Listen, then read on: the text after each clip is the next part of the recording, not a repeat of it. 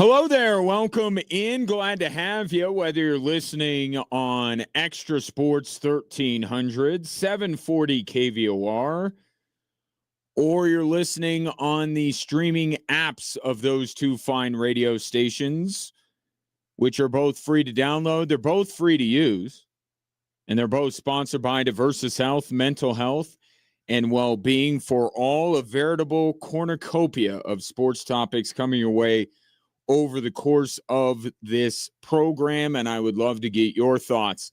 You can call or text them into the show at 719-247-1313. If you are watching the show anywhere you may scroll, you could drop a comment right there, and that'll be just as good as a text or a call.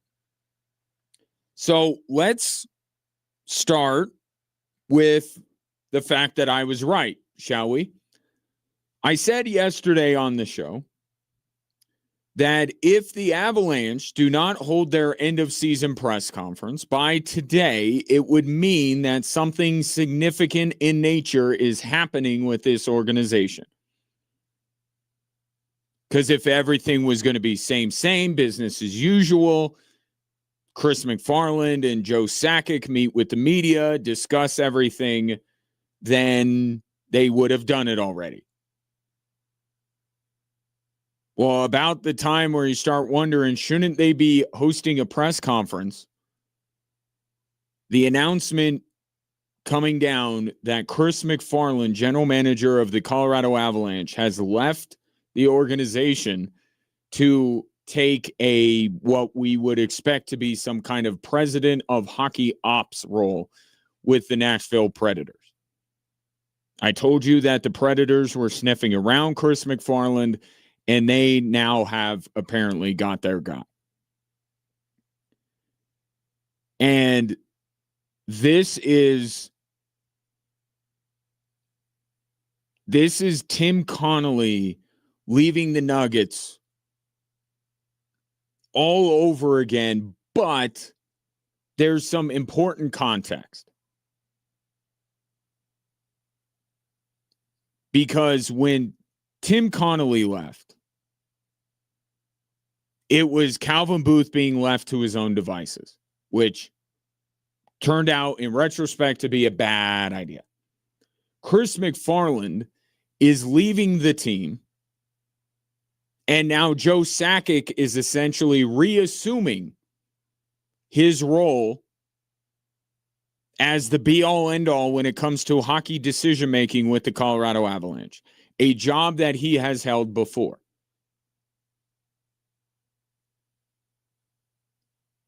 So this is like if Calvin Booth had left the Denver Nuggets, but Tim Connolly was still there. It's just that Tim Connolly was promoted, and now he has to resorb the duties that he used to have. So this is not exactly the same as Tim Connolly leaving. And in many ways, this is a preferred outcome to what happened with the Denver Nuggets. But I still think it has the chance to have the same impact. Because here's the thing. You don't let smart people leave your organization. And we could talk about, what the Avalanche said, that it's a higher role. He wouldn't have Joe Sakic as his boss. I'm sure that appealed to him in some way, shape, or form. But the bottom line is money. He's getting paid more to run the Predators than he was being given to be the general manager of the Colorado Avalanche. And that was the exact same circumstance in which Tim Connolly left the Denver Nuggets. Minnesota gave him an opportunity to only answer to ownership. He wouldn't, even though Josh Kroenke is the owner of the Denver Nuggets, and he would get more money.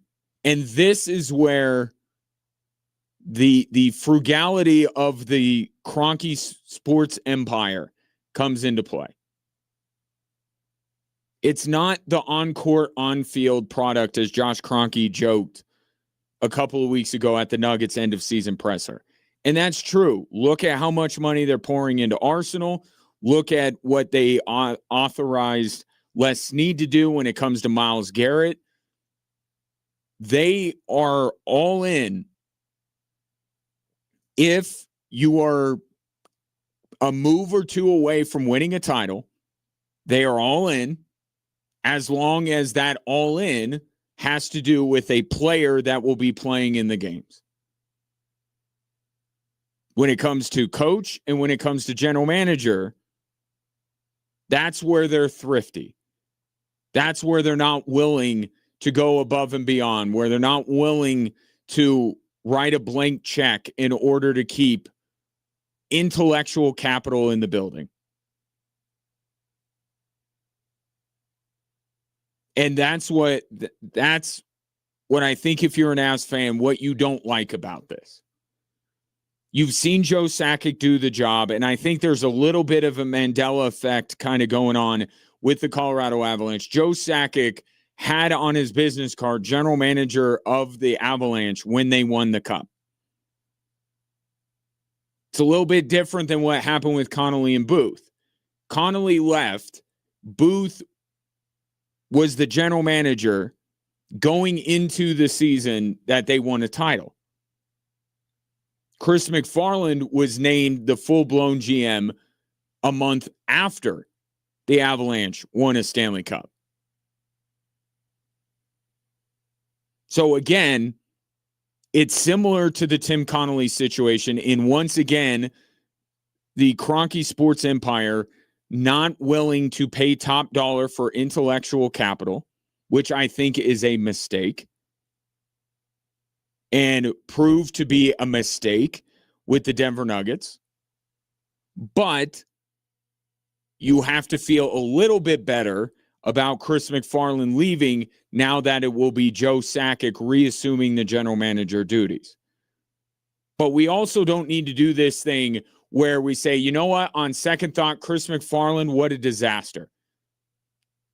The guy did everything he possibly could to get the Avalanche back. And most of the moves were right. There was one big miss. And yes, he didn't. Alexander Georgiev was a miss.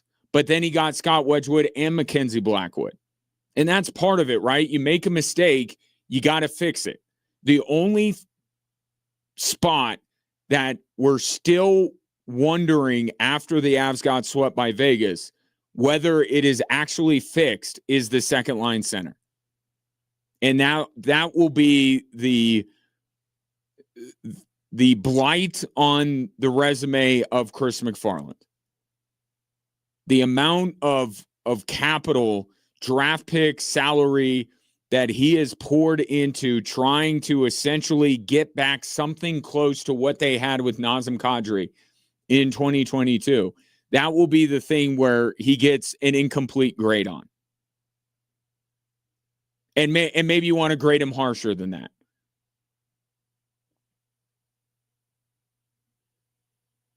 But he has done a great job of keeping the Avs players that you like and are contributing. He's kept them in-house. He's gone out and made additions like the goaltending room. But we haven't found that he's fixed the second line center thing. And part of that is the Mikko Rantanen trade. Right? Carolina is playing tonight in the Stanley Cup final. They may very well win a Stanley Cup by trading Mikko Rantanen before the Colorado Avalanche do. And may also win a cup before the team that acquired Mikko Rantanen ultimately wins a cup. So it's going to sting a little bit, and it's going to certainly influence opinion that maybe Chris MacFarland made the wrong move because Natchez and Brock Nelson, who is an extension of that Mikko Rantanen trade, a branch on that tree, did not work. And Carolina was able to, in a roundabout way, take Mikko Rantanen and build a Stanley Cup potential winner.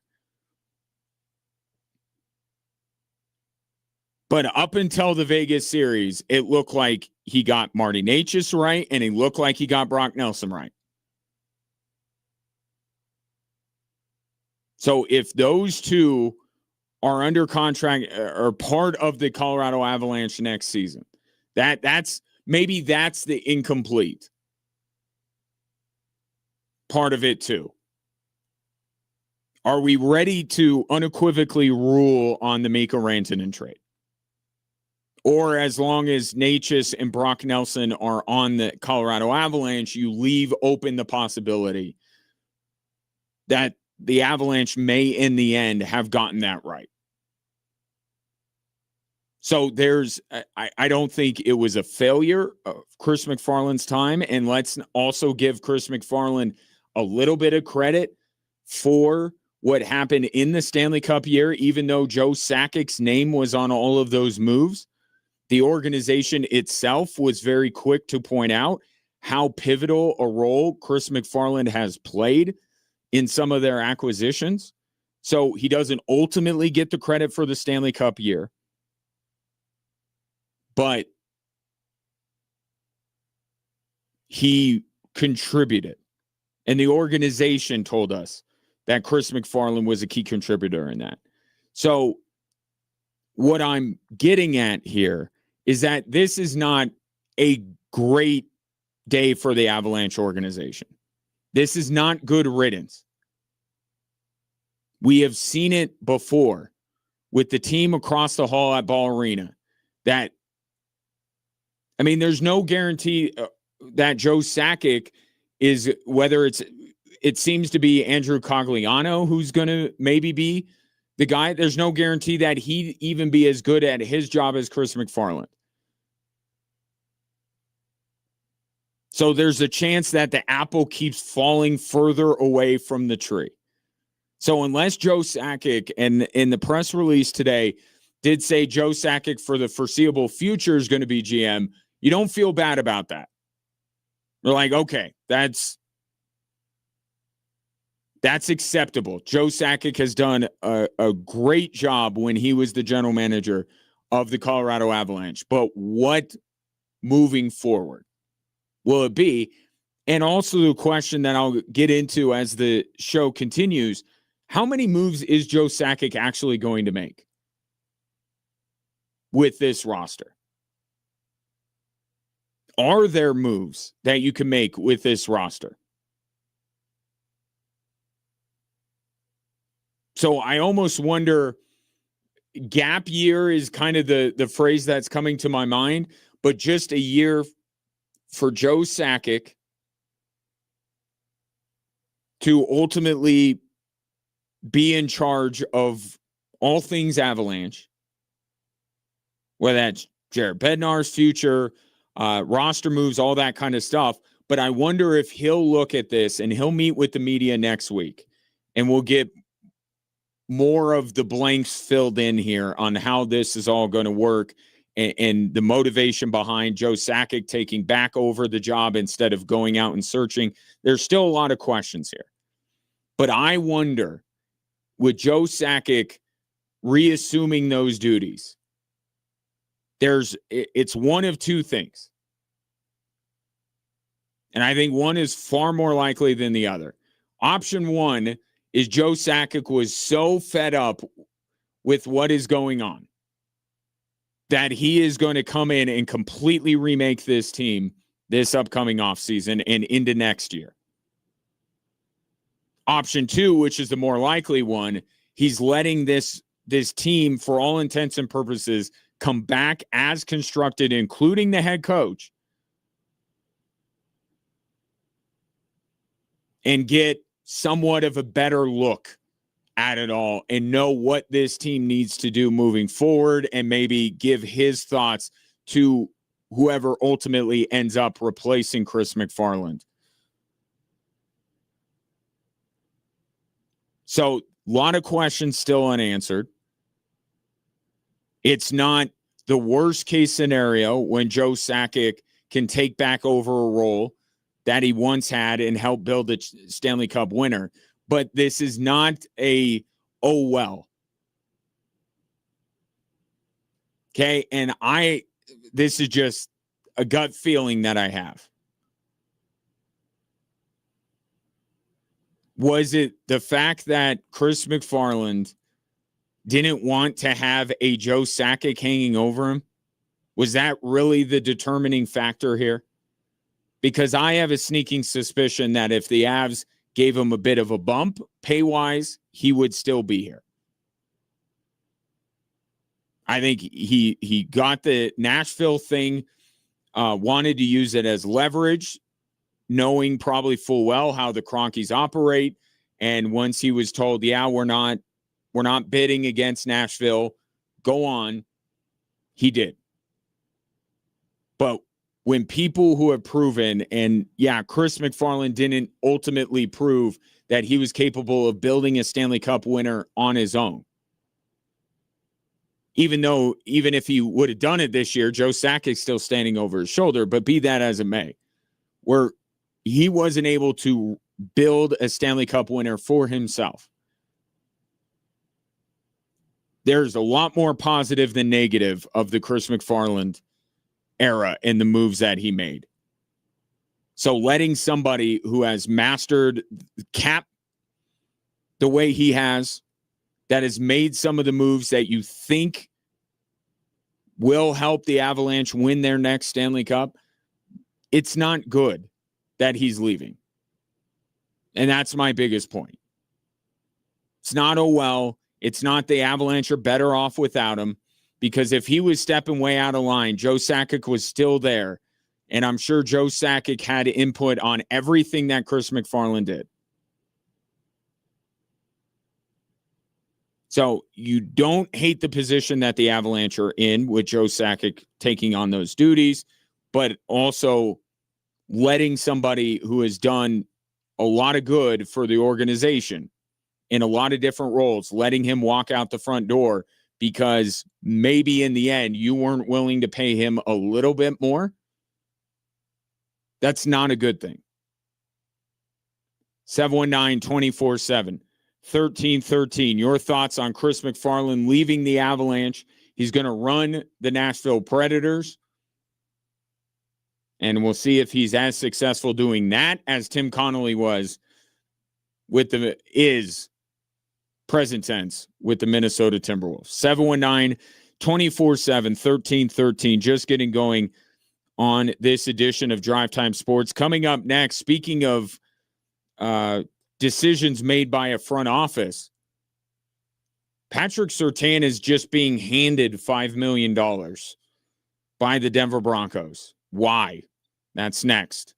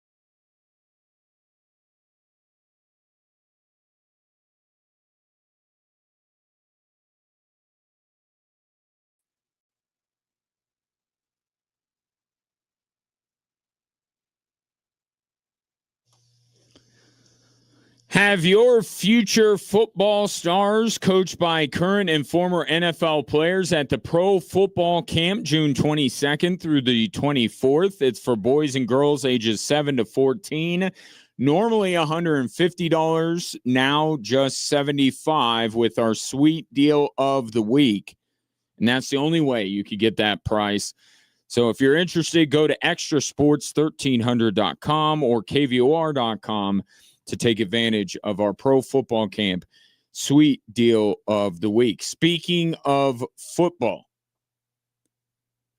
Patrick Surtain is being handed $5 million by the Denver Broncos, getting a $5 million raise this year. Just because the Broncos love him that much. Or at least that's the way the reporting will lead you to believe. This is the problem when some of these insiders get their information straight from agents, that it's just going to look like the agent was able to get $5 million more out of the Denver Broncos to give to Patrick Surtain, the best cornerback, arguably the best defensive player in football. And there's no context. I know that the Broncos organization is in a really good spot. The culture is much better since Greg Penner took over. I promise you they are not giving Pat Surtain $5 million raise just out of the kindness of their hearts. This is a contract adjustment, and it was reported as such. But what is this all about? One, I mean, you can kill two birds with one stone, right? Pat Surtain, if you remember, did the Broncos kind of a favor, right? He signed an extension earlier than he had to. Okay, and because he did that, he got surpassed by multiple corners, none of which are better than him. Okay, so you could do, the first thing you can do with this is you can make his average annual value, or the money he's taking home this year, be closer to what those other guys are getting, to more reflect where Pat Surtain is in the pantheon of corners in today's NFL. So that's a positive. But this, to me, screams Bo Nix. Okay, because you adjust his contract, which means you're taking this $5 from somewhere.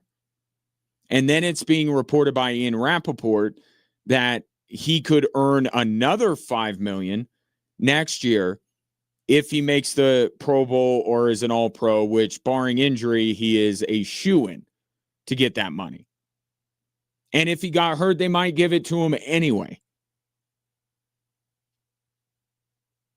But where is that money coming from? Because the year right after is when Bo Nix's would-be extension could kick in. Now, the Broncos could do the fifth-year option thing, but let's talk best-case scenario. Best-case scenario, you don't really need the fifth-year option because you know for a fact that Bo Nix is your guy, and maybe you've already won a Super Bowl with him, or you believe that you're going to win multiple Super Bowls with him. He's your guy. Why fool around with the fifth-year option? Just after this season, negotiate a long-term extension, because not only do you get Bo Nix paid and happy and under contract for the foreseeable future, but you also do what the Broncos did with Pat Surtain a couple years ago, which is get out in front of the market. Let's not forget the draft class that Bo Nix is a part of. Caleb Williams, Drake May, Jaden Daniels. Okay, if the Broncos can get it's with those quarterbacks, and I think all four of those organizations feel very strongly that they have their guy. So now it's a race to see who gets their guy to sign on the dotted line first. And the team that does that is going to inevitably watch the next guy to get more, and the guy after that to get even more, and the guy after that to get even more. If right now, and you can rank them however you want, okay, but right now, 2 years in, all of these guys have shown you really good and also haven't done it consistently enough to make you go 100% for sure. This is the guy I want to be the franchise's quarterback for the next 10 years. You don't know that in Chicago for a fact. You don't know it in Washington for a fact, New England, or Denver for a fact. You don't. So right now, I think every one of these teams is just as motivated right now. I think they think very highly of their quarterbacks. And I think they would like to, at the first sign that, yep, we got our guy, which for any of these guys, it's 1 year. If Drake May follows up what he did last year with another MVP campaign, New England's going to be sold. If Caleb Williams looks like Caleb Williams this year and not his rookie year, Chicago's ready to sign him. Jaden Daniels comes back from the injury and plays like he did in his rookie year, they're going to be sold. If Bo Nix plays the way he did this past year, Broncos are going to be ready. But it's a race to sign these quarterbacks to the extension before the other guys do. And if one team, twiddles their thumbs and kicks the can down the road and exercises a fifth-year option, then they're going to lose in all of this because they're going to have to pay more.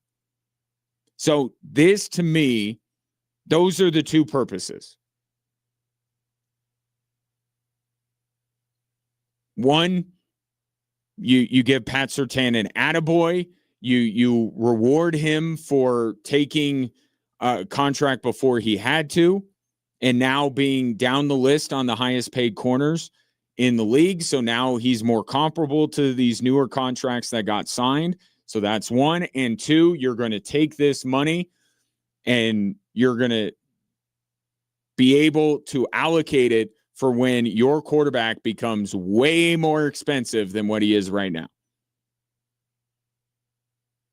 And there are also, ripple effects to that, right? Because you start with this, if you're the Denver Broncos, and then what you could do is you could look at the next guy that's set to become a free agent or the next guy that you want to sign, and you could try with some extra cash on hand because the cap space that they're not spending this year will roll over into next year. Now you can front load somebody else's deal. And everything that the Broncos are doing right now, and I go even include Jalen Waddle in all of this, right? Everything that the Broncos are doing starting right now, starting this offseason, is about having the best roster they possibly can when Bo Nix is paid like quarterbacks are paid in this league. When he's off of that rookie deal, can you keep as many pieces as you can around him? Because that always proves to be the tricky thing. You don't regret paying Patrick Mahomes or Lamar Jackson or Matthew Stafford or any of these guys, but and you trust that they can account for the inevitable eroding of talent elsewhere.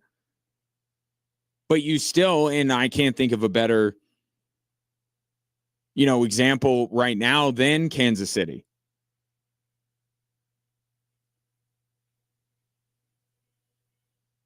Right? The number of guys that they've had to let go because it's what happens. And Patrick Mahomes can renegotiate his deal and save them money, but it's a lot of guys to be able to afford. And this past year, it got to a point where Kansas City didn't have enough talent that Patrick Mahomes couldn't overcome the erosion of talent elsewhere on the football field. And you can't fight it. It's going to happen.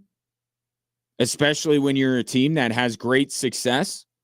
It's going to happen. You pay the quarterback, absolutely, and you figure everything else out.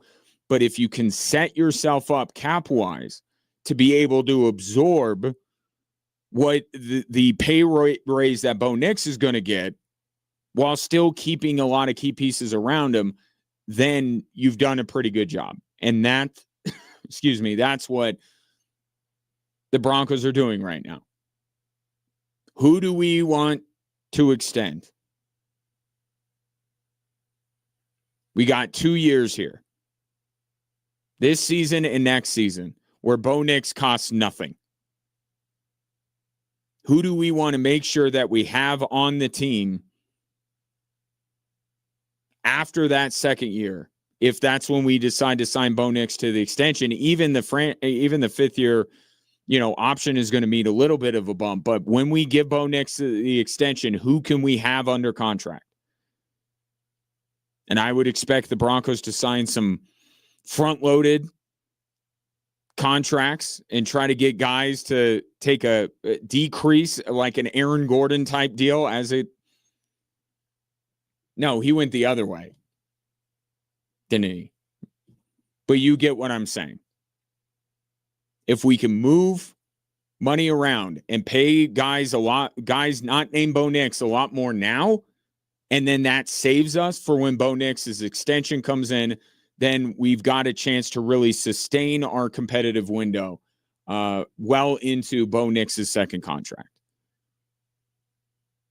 So, yes, obviously the Broncos value Pat Surtain. They should value him in a utopian society. Patrick Surtain, after the couple of years he's had, should get a raise. But there's an ulterior motive here. There's another thing that the Broncos are thinking about. And they're like, if we're going to restructure somebody's deal, first of all, who wants to? But second of all, who deserves to get a little bit of a bump? Nobody more than Pat Surtain. 719-247-1313. Back to hockey, because one of the first orders of business for Joe Sakic, now that he is the general manager once again of the Colorado Avalanche, is signing a certain someone to a massive contract extension. That certain someone found out whether he was the Norris Trophy winner today. Tell you the results of that vote next on 740 KVOR and Extra Sports 1300.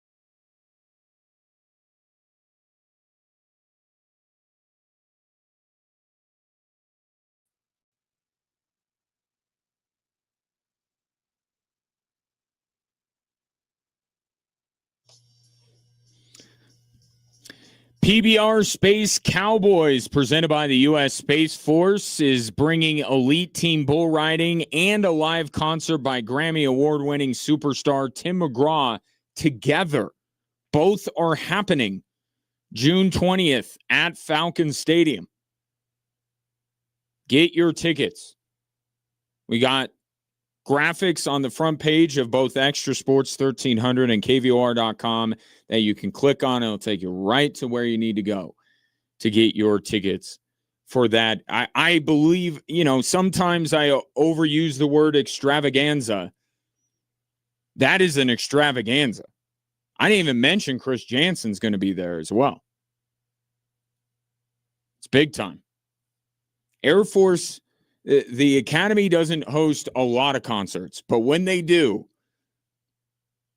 they are big time. So check that out, June 20th at Falcon Stadium. The big news of the day is that Chris MacFarland has left the Colorado Avalanche to take a gig with the Nashville Predators, and there's semantics in here that he's going to be essentially what Joe Sakic has been for the Colorado Avalanche as the president rather than the GM. But essentially, Chris MacFarland is now taking the full reins of the situation in Nashville. And Joe Sakic is now stepping back into his role as general manager for what the Avalanche called the foreseeable future. I don't believe this is a thing that you can just go, oh, well. No, you have confidence in Joe Sakic because he's done the job before, certainly. But this is somebody who was good for the organization. And I think a lot of people are starting to go, you know what? Maybe I'll not go after Bednar. I'm going to go after MacFarland because he's out. So I'll say it's on him. I don't know that a lot of people's initial reaction to the Avs getting swept was Chris MacFarland's got to go. So I think that's being a little disingenuous and taking the convenient way out here. This is not a great thing for the Avalanche organization. They are not better because Chris MacFarland is gone. Nashville gets better. And there's a non-zero chance that Chris MacFarland will come back to haunt the Avalanche like Tim Connolly has come back to haunt the Denver Nuggets. So it's not a good thing. But can the Avalanche still succeed? Does this mean that they are worse in a way that they can't win the Stanley Cup next year? No, they can still do that. This is one of a few things that are going to happen this offseason. And I don't think this is ultimately going to make the difference. But smart people leaving your building is not a good thing. And it's kind of been a staple within the Kroenke sports empire, at least when it comes to the teams that are housed in Colorado. To wit, on Instagram, Very Woke Indeed says KSE only invest in coaches and front office executives for sports that gain them a ton of money. They have no problem paying Snead, McVay, Arteta, and his staff, but for the Colorado-based teams, none. Now, Arteta, for those of you, I'm not trying to soccer-splain things to you. Hooligan-splain, is that the way? We need to come up with a word because the World Cup is coming up and there are going to be people that we would love, soccer fans. We want them to embrace the sport, to love the sport the way that you and I do. Don't be gatekeeping. Don't be, touting how you've been following the U.S. men's national team since before 1994. Don't do that. This is a welcoming environment, big tent, all that kind of stuff. We welcome them. So this is not hooligan-splaining. Mikel Arteta is the head coach of Arsenal, the Premier League team that the Kroenkes own, that just won the Premier League title and absolutely choked away the Champions League. over the weekend. I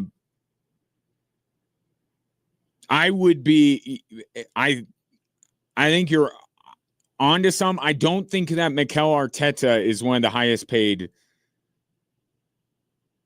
coaches in the Premier League. I have to look,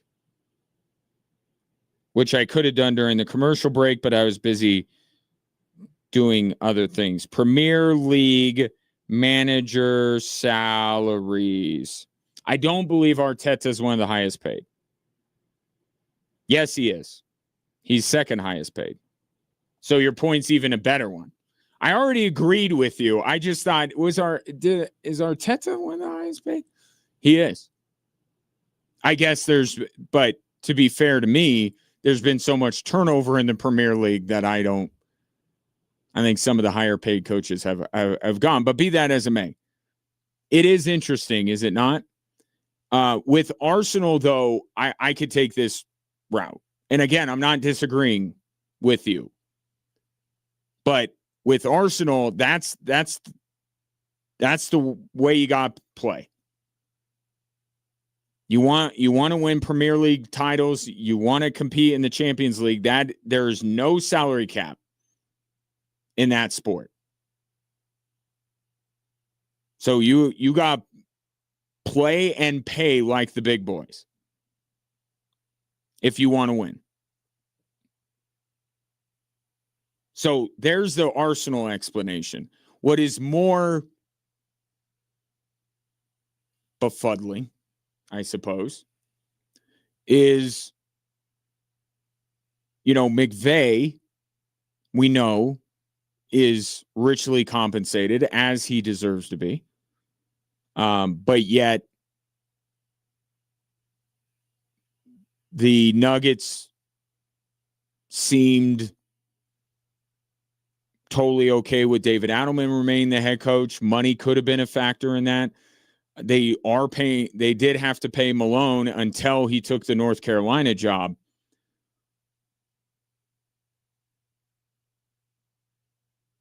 I think there's the Nuggets and now the Avalanche.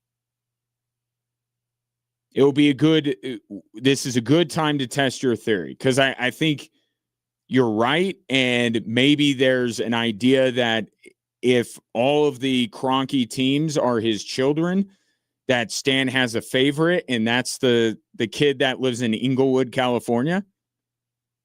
I think that could be a potential explanation. But I think right now is a perfect time to test this out. Even more so. I mean, it was with Connolly, right? To your point, Connolly gone just because Minnesota offered him more money. They're not replacing Chris MacFarland. They're just, Joe Sakic's just absorbing that job description again. Cost-cutting moves. But with them not being willing to move on from David Adelman, and we don't know, do they really believe in David Adelman, or is money a part of this? And then what they do with Jared Bednar in the next year or two.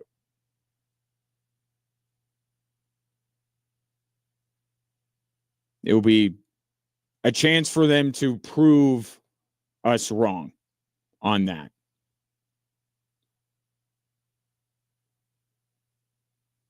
But you're right. The Rams have done everything in their power to keep Les Snead and Sean McVay together, and they have certainly shown they have no problem spending on Arsenal. And yet, and here's another thing. Where does Arsenal practice? Where do the Rams practice? Didn't they just get a Malibu beach house just for their draft headquarters? Don't the Nuggets still practice inside on a practice court inside a Ball Arena that's been there since the building was erected? Don't you walk outside of an Avalanche practice and see a merry-go-round in the lobby?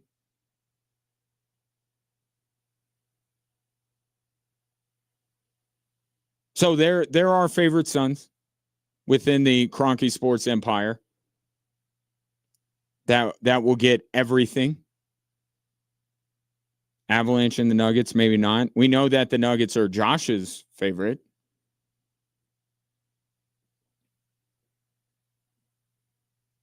It's interesting, though. Like, you bring up a great point that it's not even like totally consistent within the empire. Like, there's no, and I tried to explain this yesterday with, what the money they paid for Arsenal and authorizing, Les Snead, because that's a move that the owner has to be in the loop. Stan Kroenke's not getting a text after the fact from Les Snead saying, "Oh, by the way, I traded 3 picks in the first 3 rounds the next 3 years and a young, cost-controlled, outstanding defensive player in Jared Verse," without Stan Kroenke giving it the thumbs up.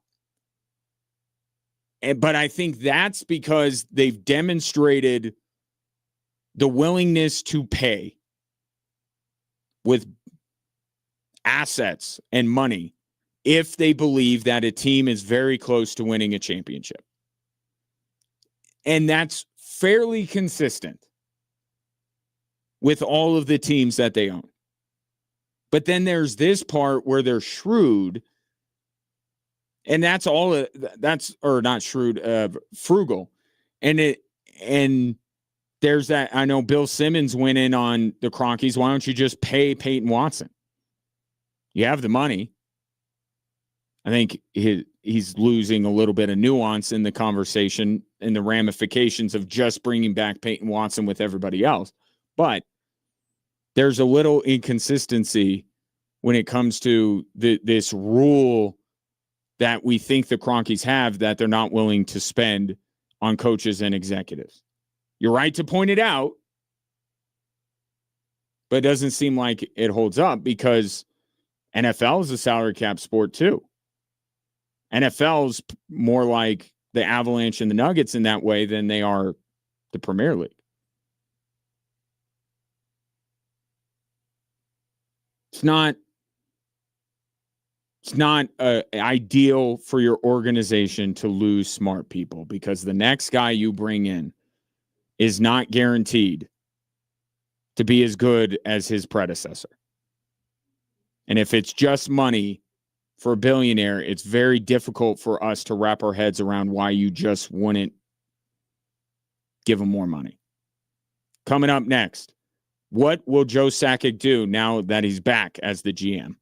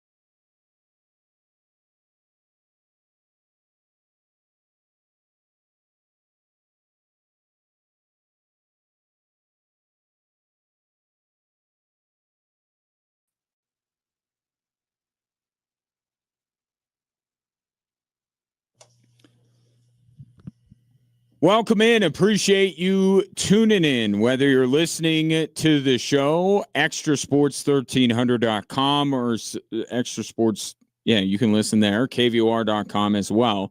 Whether you're listening on Extra Sports 1300 or KVOR, or you're watching the show, special shouts to those of you doing that anywhere you scroll.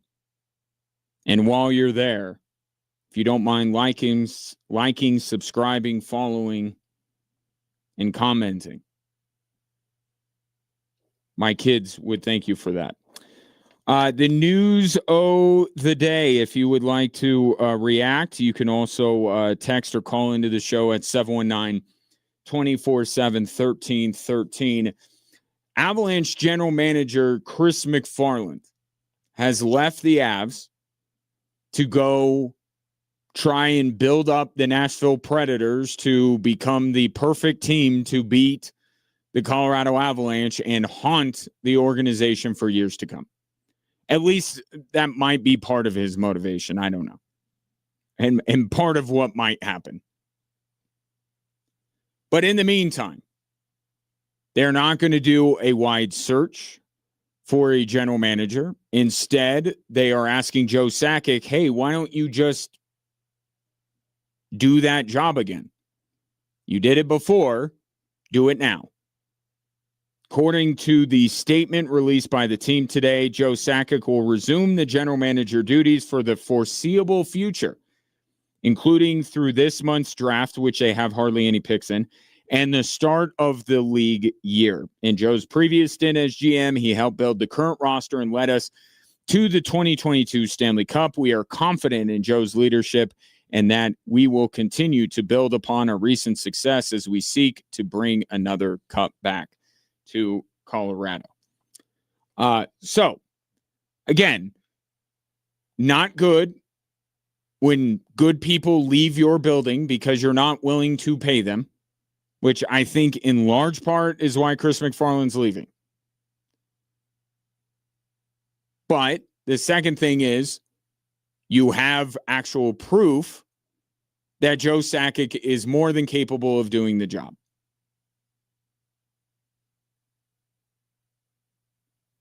The question ultimately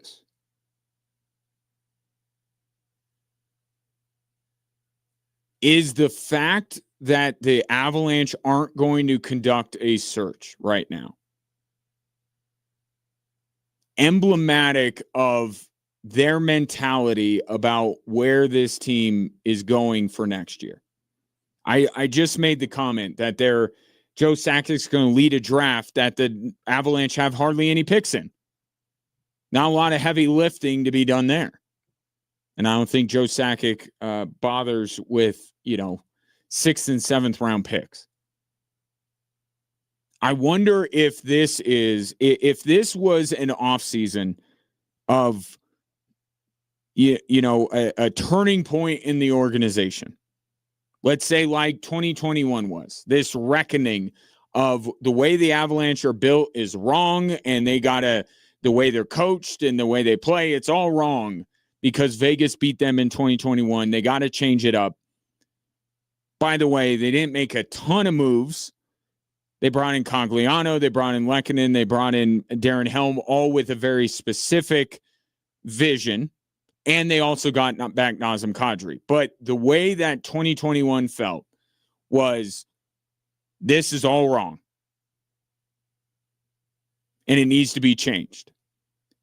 If the Avalanche organization, Joe Sakic and Josh Kroenke, felt that way now, the same way they felt in 2021, or the same way we felt in 2021, do you think they would just make Joe Sakic the general manager? Again, he's good at it. He's done it before. This just smacks of Joe Sakic is going to sit back this year and really dig in to Jared Bednar, the core of this team, the depth of this team, the style of play. Like, it says to me, if they're not going to go outside the organization to try and bring in somebody now to lead this team through a very important offseason, then I think they feel like they're not going to do a whole heck of a lot this offseason. And there are some reasons where you say that makes some sense.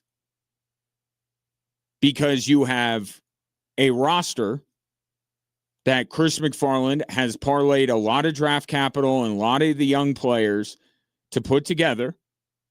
So there aren't a lot of those trades out there for the Avalanche to make where they take these assets with unrealized potential and send them somewhere to get back a proven commodity in return. They don't have a lot of those they don't have a lot of those assets to be able to make such trades.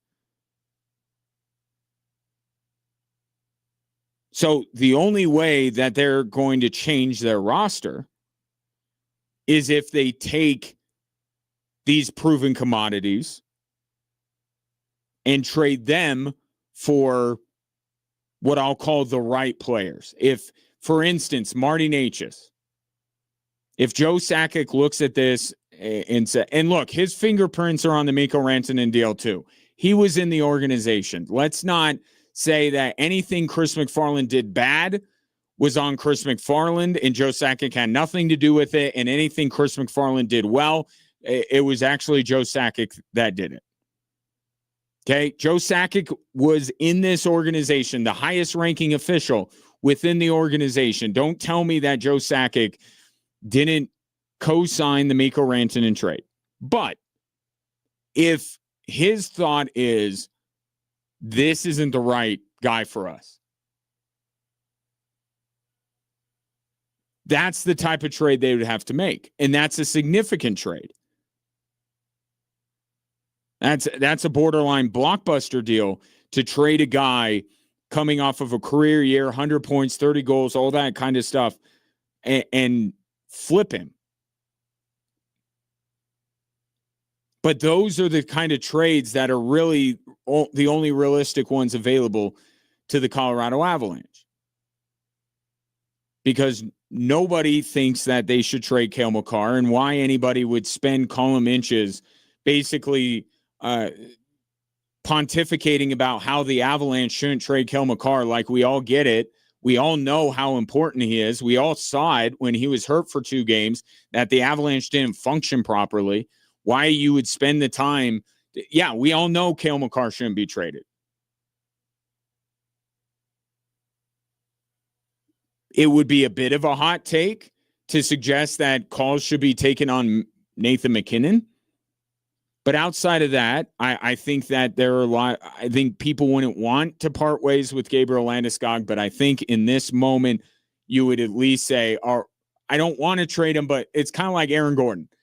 I don't want the Nuggets to trade him, but I feel like they'd be derelict in their duty if they didn't at least see what was out there. With Cale Makar and Nathan MacKinnon, you don't even really want them to do that, right?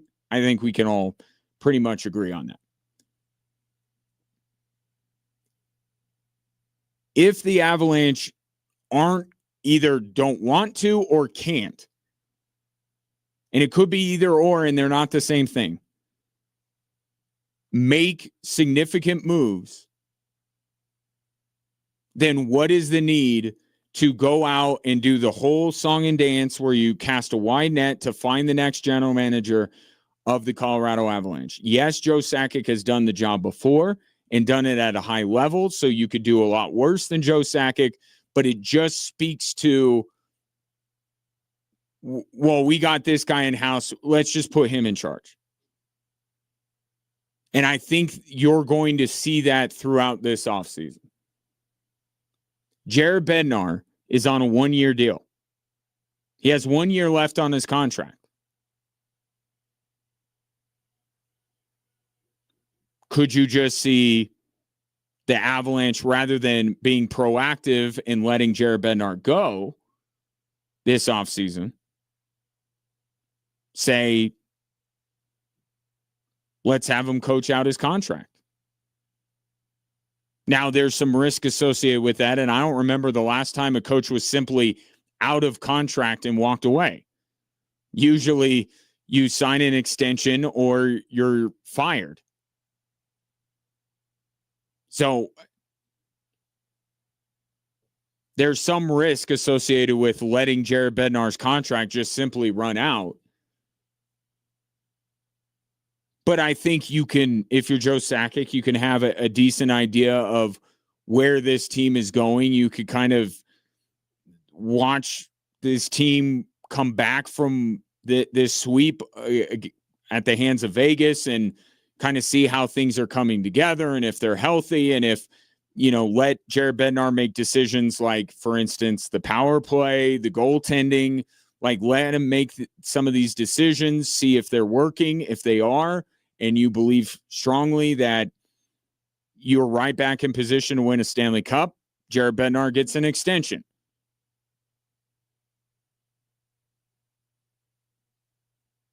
But Joe Sakic back as the general manager, Jared Bednar on 1-year deal, and you look at this roster, it feels very much like the Avalanche are running it back. We want to see it again. And that is the idea that we can debate. Is that the way it should go? Should just be let Joe Sakic take over GM, Jared Bednar coach out his deal. We'll keep the roster mainly intact. There are some decisions that have to be made.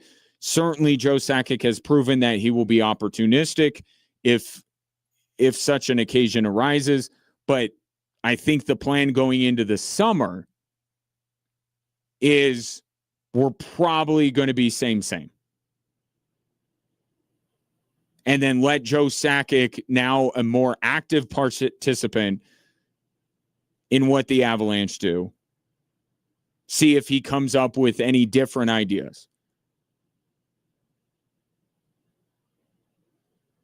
And then decide where the Avalanche are at the end at this time next year and decide, okay, do we need to cast a wide net, find a new GM, or do we have basically all the pieces we need in place so we could just elevate an Andrew Cogliano and just put him there because this roster building is pretty much done. I think this is going to be, and the parallels between what the Avalanche are doing and what the Nuggets are, I think, doing to a degree, it's similar. Wouldn't you agree? Josh Kroenke called the Nuggets season the season that wasn't. When you have Nathan McKinnon and Cale Makar hurt to varying degrees in the Western Conference Final, couldn't Josh Kroenke just copy and paste that? I mean, that might not be okay for you, but I'm just saying, couldn't you see him doing that? This series that never was. We didn't get a healthy Cale Makar. He is vitally important to what we do. Nathan McKinnon was hurt during that series. We still don't even know what maladies the Avalanche are suffering from. We haven't gotten that laundry list of injuries that we get whenever an NHL season, team season is over. And it's rumored that Cale Makar, it's not his shoulder. Or not just his shoulder. But all of this just very much says to me, we're going to run it back. We're going to see if this thing works. And look, Joe Sakic has done this job before. It's the same thing with the roster as is with Jared Bednar. Right? Probably a quiet summer, but it could be a louder trade deadline.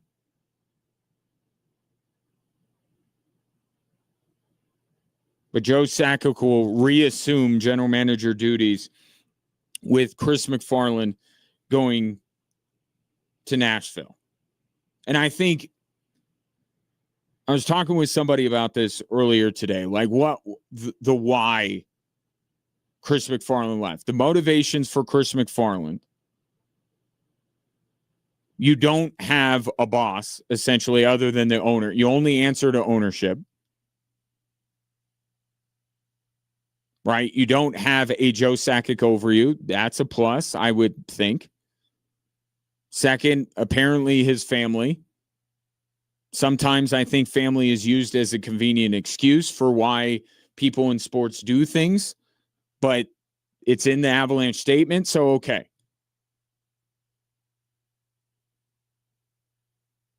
And I think some part of Chris MacFarland thinks that he's taken this as far as it can go. That there are no more huge splashes he can make. Mikko Rantanen was the extent of it. I think he looked at him like, I'm not trading Makar. I'm not trading McKinnon. What am I going to do? And now I have a fresh start, a blank canvas,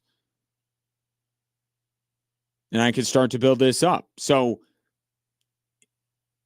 and more money, right? And, only Chris MacFarland knows how he divvied up that pie, but those are some of the reasons why Chris MacFarland wanted the job at Nashville. For the Avalanche, one, it saves them money that they don't have to pay both Joe Sakic and Chris MacFarland. And I think part of their, motivation on this is we don't foresee major moves being made.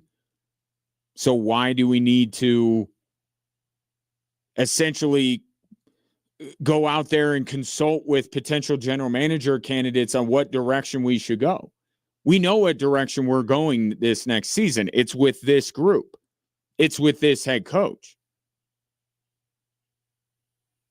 When we decide ultimately if it's not working, then is Joe Sakic the guy to do it? Does he even want to do it? But now you go out and you're more open to ideas as far as what should be the next courses of action to build this team back up. Although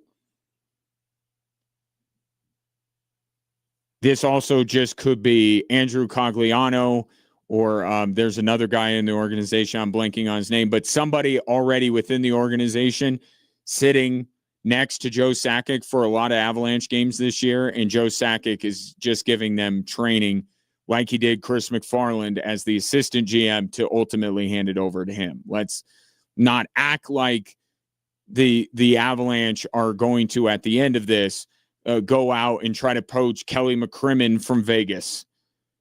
Right? That's not the way they operate. It is very promote from within. But in that way, it's okay, we're handing you the keys and you can do what you want with it. I think right now we want to see this mix, this team again, and see if it was Cale Makar and Nathan McKinnon hurt. And if Joe Sakic feels like that wasn't the reason, then I think he starts to make some moves, and then we start talking about a new direction for the Colorado Avalanche. 719-247-1313. Take your thoughts on MacFarland's departure to Nashville and whether you agree with my premise, either the logic of it or is that okay for you? You let Chris MacFarland go. Jared Bednar stays for the last year of his contract at least. And you get Joe Sakic's eyes on this entire operation for the entirety of the season and let him make a determination how significant the changes need to be, if any. So a lot of people want a lot of people gone after they lost to Vegas. So I'd be curious to take the temperature after what the news of the day. 719-247. 1313 coming up next. The Norris Trophy votes are in. Cale Makar did not win. Are you okay with that? Talk about it next on 740 KVOR and Extra Sports 1300.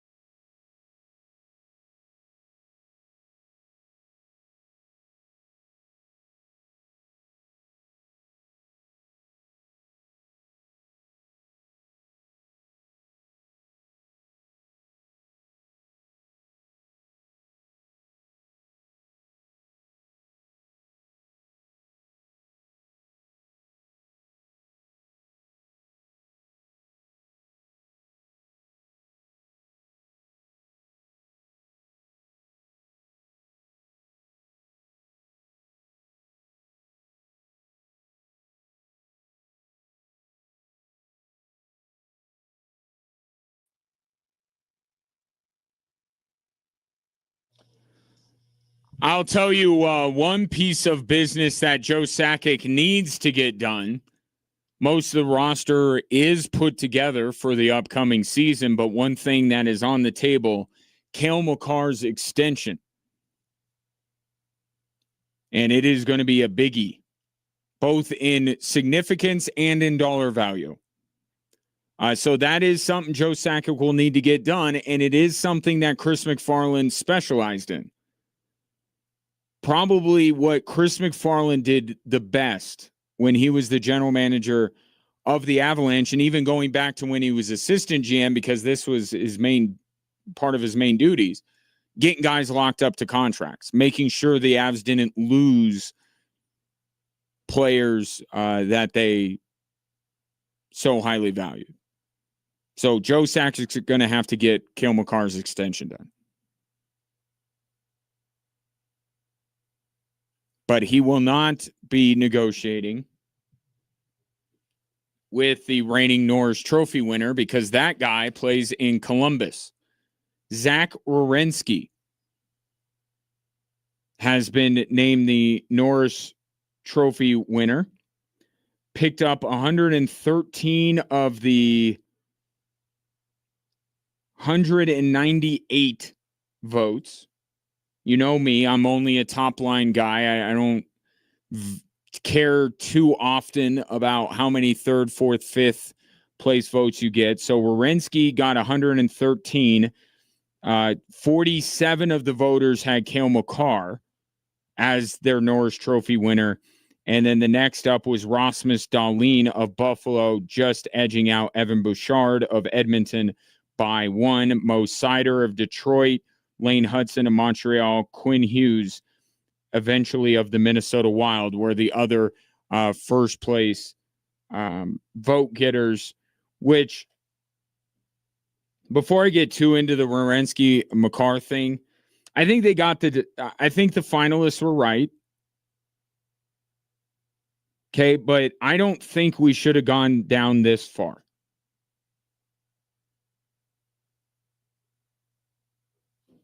To go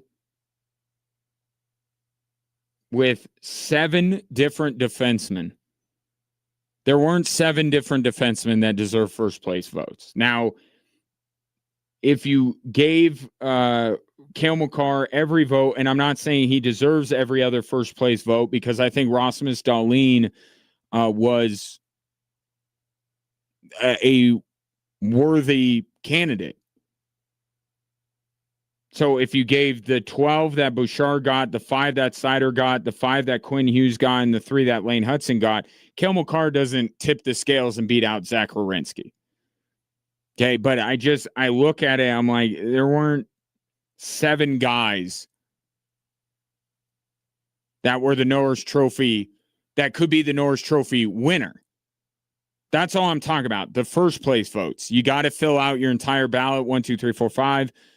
So I get a lot of guys got a lot of different votes, and there could be varying opinions on Lane Hudson, who I thought maybe looking at the voting deserved a little bit more down the ballot a little bit than he got. But like, they got the 3 right. I guess I can maybe see Bouchard, but there's just too many. Too many guys got first place votes for my taste. But it does speak to an issue that Cale Makar is going to run into moving forward as he tries to chase down Bobby Orr. Right? If you watch Cale Makar, you say that's the best guy at that position since Bobby Orr.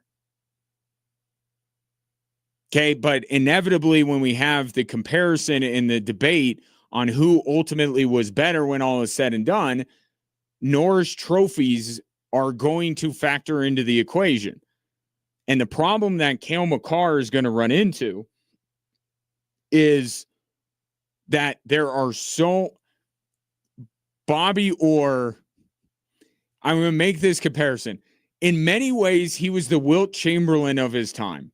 Like, not saying that Wilt or Bobby Orr wouldn't be good in today's NBA or NHL. That's not what I'm saying. But they were so unique compared to everyone else they were playing with that you just, especially with Bobby Orr, I would imagine at the time, voters just felt like they didn't have a choice. Well, it's got to be Bobby Orr. He's so unique and so different. Cale Makar is the best at what he does. And he is unique, but he's getting less unique by the day. And it's certainly not the gap between him and everyone else is not what it once was. And I would say it's not, doesn't compare to the gap that existed between Bobby Orr and his peers. Cale Makar is the best of this generation, but this generation has a lot of really good defensemen and defensemen that are playing the game in the way Bobby Orr did, and not so much what we, Leach and Lidstrom and, some of these defensemen of like the 90s, which is a good thing for the NHL that you have so many talented. A lot of these guys are young. Lane Hudson's just a baby. Cale Makar's not even 30 yet. Rasmus Dahlin is young. Bouchard is young. Seider. Like, these are going to guys. I mean, all of these guys are going to be around for a very long time.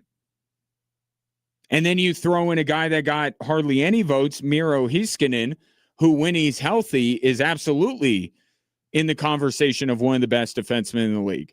So it's good for the NHL that there are so many talented defensemen who are playing the game in such a unique way, or at least in a way that wasn't as prevalent in NHL history other than with Bobby Orr. But it's going to prevent him from maybe ultimately catching Bobby Orr in Norris trophies. He may not reach the number of Norris trophies that Bobby Orr has. And I'm not saying we need to disqualify Norris Trophy, but it's important context for if and when we do have that debate to say that Bobby Orr, and timing is everything in life, right? Bobby Orr came along at a time where he was a unicorn, just didn't have a peer in what he did. Cale Makar is unequivocally the best defenseman currently going in the NHL. And if you need further proof, just watch how a very talented Avalanche team handled being without him. They didn't look like a super talented team without Cale Makar. But there are other choices. That's my point. There are other choices. And I think Zach Werenski is a fine choice. And when the finalists were announced, I laid this out. It really is a matter of your preference. Right? What do you value? And defenseman has become such a unique position because we have this influx of uber talented offensive defensemen that like Rasmus Dahlin.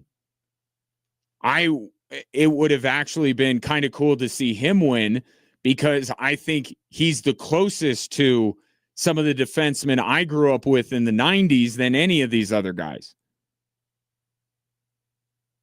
Mo Seider is another guy like that, although Mo Seider wasn't really in my mind in terms of winning the Norris Trophy this year, but he's a little bit of a throwback.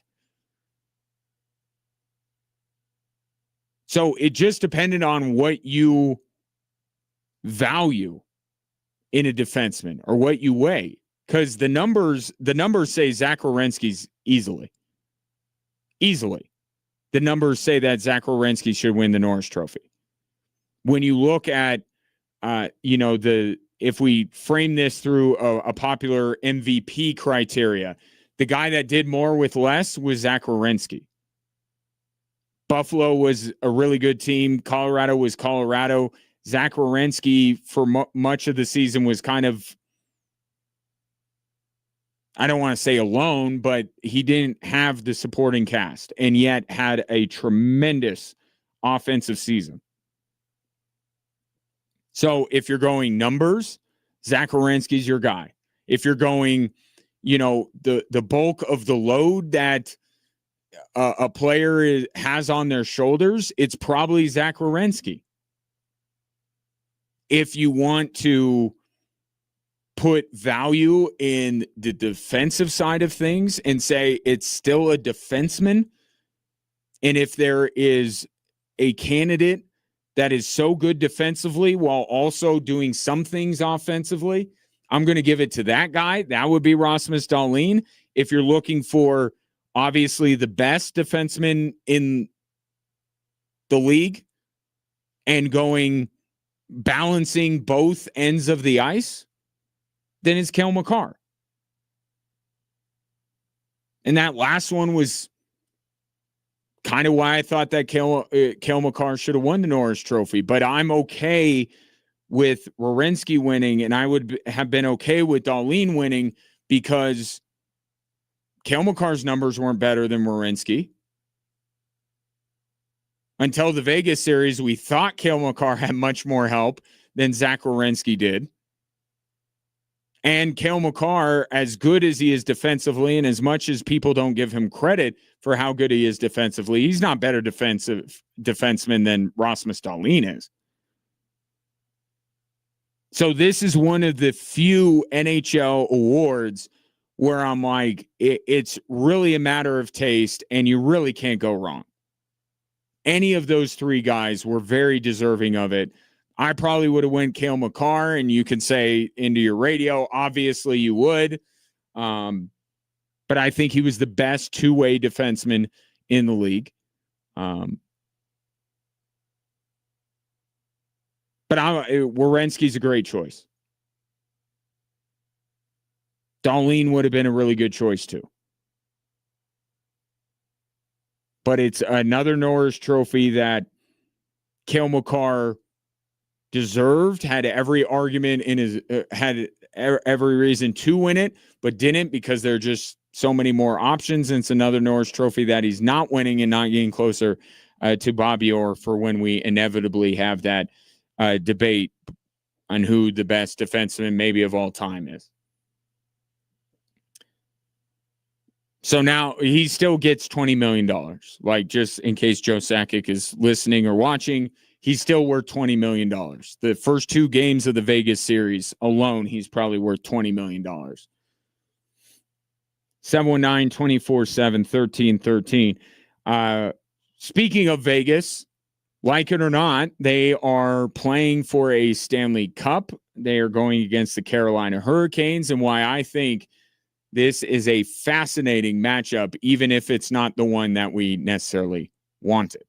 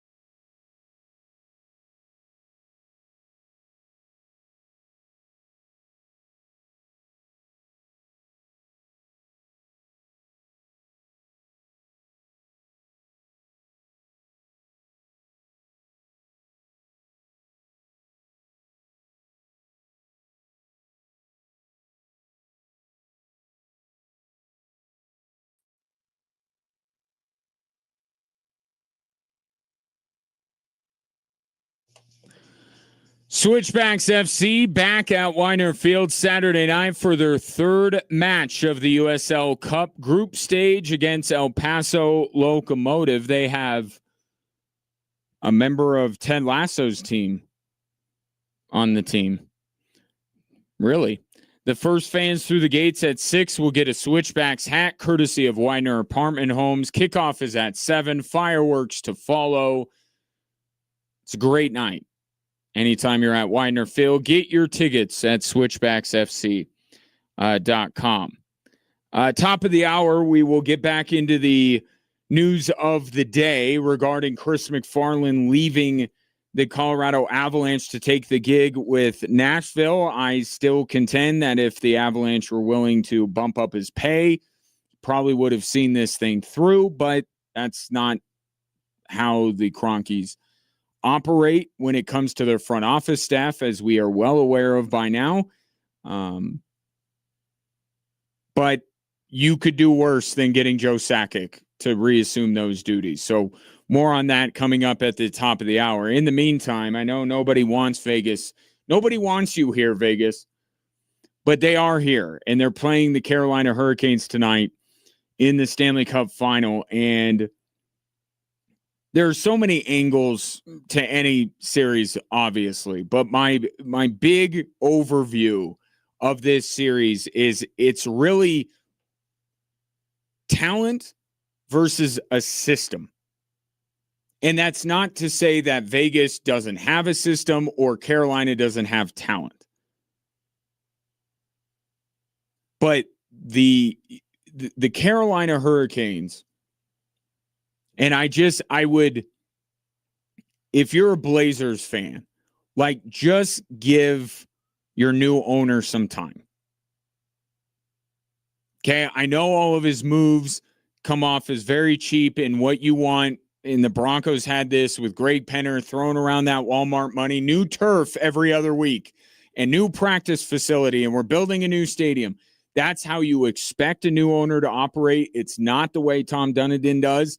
But I'm telling you, where he took Carolina from to where they have been and where they might go with 4 wins coming up over the next couple of weeks,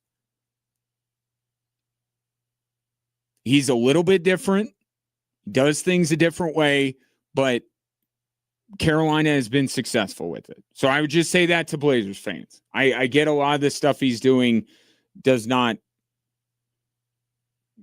work for you right now, and it's not the way you expect a new owner to behave, but he's done well in hockey, and I think he has the chance to make the Blazers organization a very good one moving forward. But I digress. Carolina does things differently. They have a coach in Rod Brindamore that has a very specific system. It's not a system that many teams like to play or can play. And it is basically, we are going to suffocate you for 60 minutes. See if you can do anything when you are being suffocated. And defensively, they will attack you on the forecheck. They will attack you, and they will keep attacking for all 60 minutes. And if you are not a player that is able to do that, Mikko Rantanen, you may not, for all of your talent, be the best fit. And I think Mikko Rantanen, honestly, as I say it under my breath, is the quintessential example here. Like, I know it's two sides of the story, right? Mikko Rantanen didn't necessarily want to stay in Carolina, but what was the reason why? You ever been to North Carolina? Ever been to Raleigh? It's lovely. Why didn't Mikko Rantanen want to be there? He wasn't a fit with the system Rod Brindamore has in place. Why Carolina didn't see that when, sometimes you think a guy's going to be a fit, like, I don't know, Marty Necas, and it turns out maybe not. Or not a fit in the way you need him to be. So Carolina will sacrifice something in top-line talent to get a group of 12 forwards and 6 defensemen and a goalie that are going to work in unison and all commit to that style of play. That system. And that system has been where Carolina fans, NHL fans have said Rob Brendamore's got to go. It's too rigid. You're not winning. You're not winning a Stanley Cup with this system. You got to bend. You got to, curtail to or kowtow to the talent, and you got to morph. And they've stuck to it for better or worse. And now the system, because of the players they've been able to put in, like Taylor Hall, who they brought in last year, Logan Stankoven, same thing. Andre Miller has been one of the best additions to any team this year in the NHL. He has been fantastic for what they want to do, but it's the system. Whereas all that John Tortorella has talked about with Vegas is he's just like, you expect him at some point to just say, I'm not even coaching them. I'm just taking Vegas's money and I'm going to the Strip on Saturday night and I'm eating at Gordon Ramsay's joint. Like, he has said everything up to the point where he's like, I'm not even coaching this team. They're coaching themselves. I mean, he has been more hands-off than I have ever seen John Tortorella. And that's not to say, again, that there's not a system and there aren't different ideas, but it is far more in Vegas about the players and the talent they have accumulated. Right? Eichel, Marner, probably the 2 best players in this series. But you go down the list, and just the way that Tortorella has handled this team, it's very much player-driven. It's very much about the talent that they have. So it's the talent, the players of Vegas against the system and the players in that system for Carolina. That's what this matchup is. And what will be very interesting to see is how Vegas handles a team doing to them what they did to the Avalanche and taking it up a notch. Right? What Vegas did in terms of taking away time and space, because player for player, top to bottom, you have to say that the Avalanche were the more talented team, the more skilled team.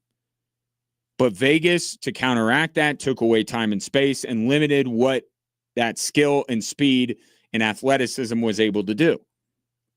Well, now the shoe's on the other foot.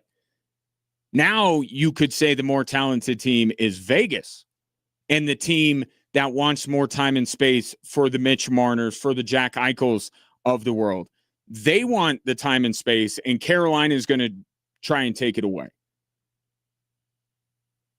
So it starts tonight, although there's this little, for the first period. That's what I've decided. First period, rest versus rust is a conversation, and then after that should be. So if Vegas doesn't blow out Carolina in the first period tonight, then I think you can take game 1 to a great degree to be an indicator of how this series might go, or at least as a tone setter for this series. So first period, I'd like to see how Carolina comes back after it feels like they've been sitting forever, but they only took one more game to finish off Montreal. For some reason, it just feels like. But Vegas, I guess, is dealing with this too. They both haven't played in a little while, but rest versus rust, only in the first period. But then the rest of the time, I think you could take it as a legitimate tone setter. But how Vegas will deal with a team that wants to do to them what they did to the Avs and is arguably better at it than Vegas is.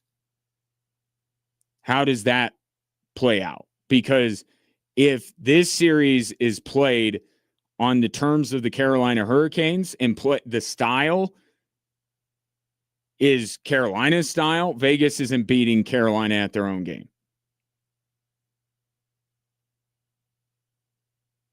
But with that Carolina defense, we saw this in one of the games against Montreal. They could get overly aggressive. They could take too many chances.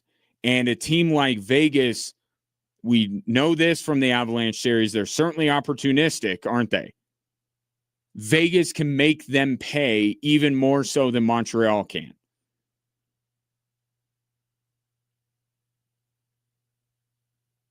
So how Vegas deals with it. And I'm not saying that they can't deal with it at all.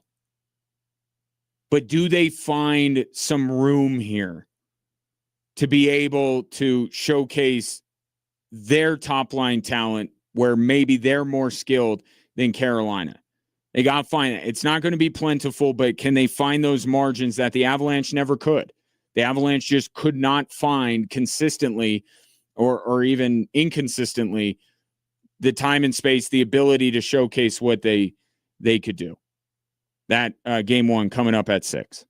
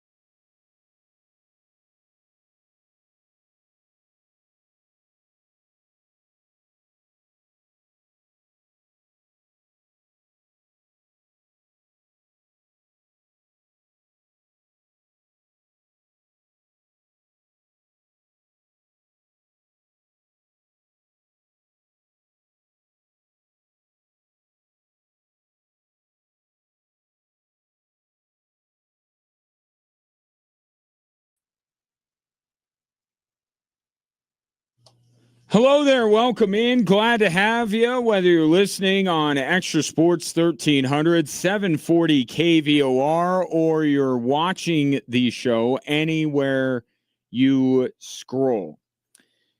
If you'd like to take your participation in today's program to the next level, several ways for you to do it. If you're on the live stream of the show, you could just comment. Easy enough. Or if you're listening to the show and it is safe to do so, you can call or text into the show at 719-247-1313. Perhaps these, which we call the three stories that are driving the show, might elicit a response from you.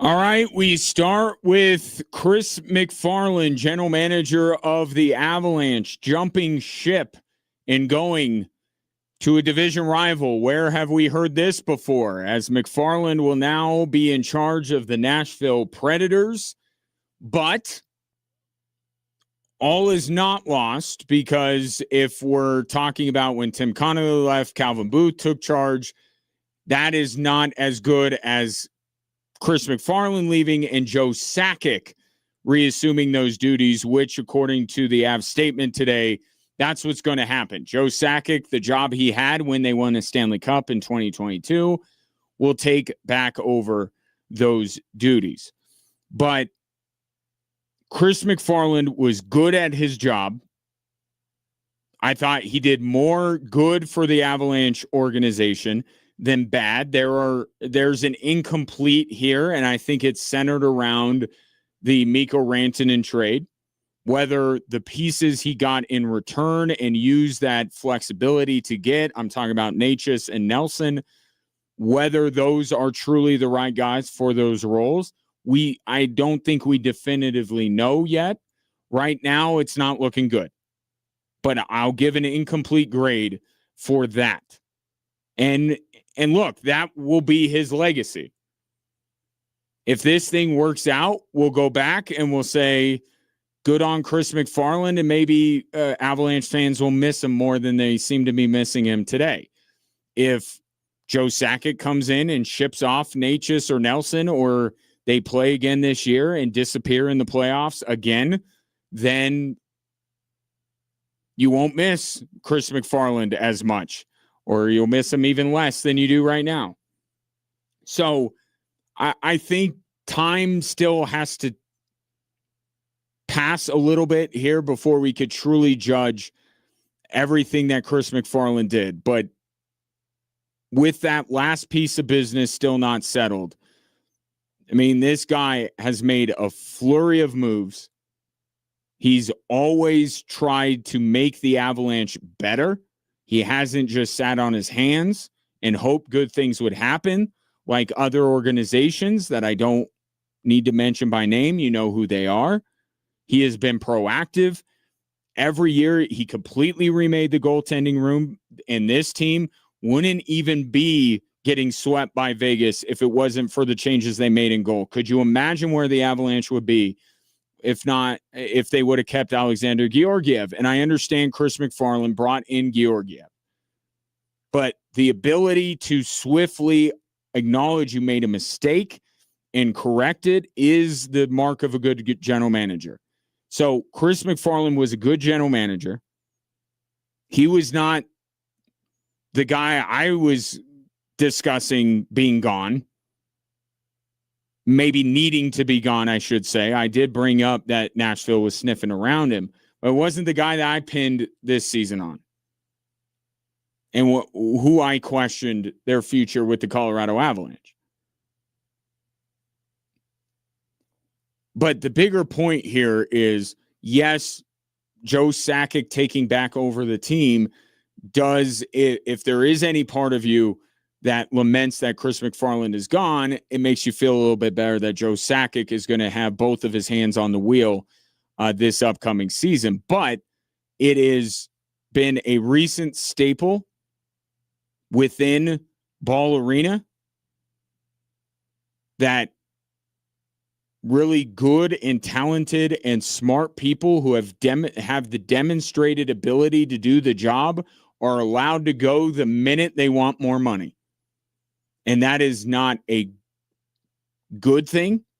For all the good that has come with the Nuggets and the Avalanche, that is not a good thing. And I just don't think that you should let smart people walk out the front door, especially if it's over money. And I think money is a big part of this. Will it come back to haunt the Avalanche the way that Tim Connolly did? Joe Sakic is much better at this than Calvin Booth is. So there's less of a chance, I can say that. But the Avalanche organization is not better because Chris MacFarland's gone. You cannot say that. Now we have to see what Joe Sakic will do. And I've seen some think pieces about, Jared Bednar has to come back, and I think that he will. I was kind of already thinking he would anyway. Now the question is, do you have to sign him to an extension? And I could see the Avalanche signing him to a 1-year extension. That way he's not a lame duck. Because I think that what Joe Sakic being tabbed the new old general manager again says to me is that the Avalanche very much Joe Sakic just wants to have his eyes more trained on this team, his eyes, and his eyes alone. And to be able to really decide whether Jared Bednar, his tenure has run its course, whether the Mikko Rantanen trade is getting the desired result, whether Jared Bednar can fix the power play. I think this is very much an evaluation year with the Colorado Avalanche, and then Joe Sakic, maybe as soon as the trade deadline, maybe next offseason, he'll have a Stanley Cup and he'll say everything is good, or we will maybe see a new form of the Colorado Avalanche emerge. But I think for right now, this says, I'll say status quo. That is usually viewed as a negative. I'm not telling you that it's an overwhelming positive, but that's what it feels to me. I don't think that they're going to let Jared Bednar go. Whether they sign him to an extension in the next few days remains to be seen. There's a middle ground here where you could still be thinking maybe he's about done here and not make him a lame duck coach. But I think it's another year of Bednar to see, another year of Nelson Ignatius to see. And then Joe Sakic will start to come to some conclusions. And also maybe while he's doing that, start to identify some potential replacements ultimately for him as the next general manager of the Colorado Avalanche. My guess is it's, somebody in-house, but we'll see where that goes. But I think it's Joe Sakic assuming full control and just a good time given the way that the Avalanche went out, given that Chris MacFarland got this opportunity. Just let Joe Sakic go over this roster and this coaching staff with a fine-tooth comb and let him come up with some unfettered opinions about this team. And when he does that, however long that takes, we'll see what changes, if any, will be made with the Colorado Avalanche. Story number 2, also relating to the Colorado Avalanche, and it's another loss. This time, Cale Makar losing out to Zach Werenski of the Columbus Blue Jackets for the Norris Trophy given to the top defenseman in the league. And if I had a vote, I would have voted for Cale Makar because I think that he blends everything that we ask defensemen to do the best, better than Werenski and Dahlin, who were the other 2 finalists, did. However, I'm okay with Werenski because no defenseman shouldered more of the burden this year than he did for the Columbus Blue Jackets. The numbers would tell you that Zach Werenski was the best defenseman in the league. So I'm okay with that. And I would have been okay if Rasmus Dahlin would have won, because I think there's something to be said for giving a nod to a guy that is, as much as there can be in today's NHL, a little bit of a throwback to what defensemen are. So I really think you can't go wrong with any of these three guys. My vote would have gone to Cale Makar. And I think what we saw in the playoffs, it's only a regular season award, but I certainly feel better about my initial thought that Cale Makar should win, given how that Vegas series went with him being injured. But Werenski's good. Well deserved. Now, the bigger picture here with Cale Makar is that this is another year where he doesn't get closer to Bobby Orr in terms of the Norris trophies won. And we are inevitably going in a direction where we've already had this discussion, but we will end up with Makar or Orr, who is the best to ever do it. And we are also heading down a road where Cale Makar will not have as many Norris trophies as Bobby Orr, and it will be used by those who will argue Bobby Orr against it. And that's part of it, right? How many different criteria are you going to bring into it? That's one of them. It's not the be all end all, but it's one of them. And it's something that looks like it's going to go Bobby Orr's way. But I think the counter to that, or the context that is important, Bobby Orr was so unique to everyone else that was playing the game at that time that I would imagine voters back then went, well, we have no other choice. We got to give it to this guy. He's so unique. He's so different. He's so skilled. With Cale Makar, he is the best at what he does, but he is not without peer. And the voting for the Norris Trophy will tell you. I mean, Werenski wins. Dahlin was third. There were 7 guys that got first place votes. Quinn Hughes, Mo Seider, Lane Hudson, who's just getting started. Like, Lane Hudson's going to be better than he was this year for Montreal. There are just so many guys that don't do it as well as Cale does, but do some of the things that Cale does. And nobody did what Bobby Orr did. And if you teleported this group of defensemen back, then maybe Bobby Orr wouldn't stick out and wouldn't be as easy of a Norris Trophy a winner year in and year out. So I think that's the important context to add to that conversation when we do broach the subject again. But it's another year where Cale Makar doesn't win the trophy for his being the best at his position this year. While I think many people would argue as well that Cale Makar still, in the bigger picture, still the best defenseman in the NHL. Just didn't have the best season of any of the defensemen. That's essentially what this award is. And I think Zach Werenski had a phenomenal year.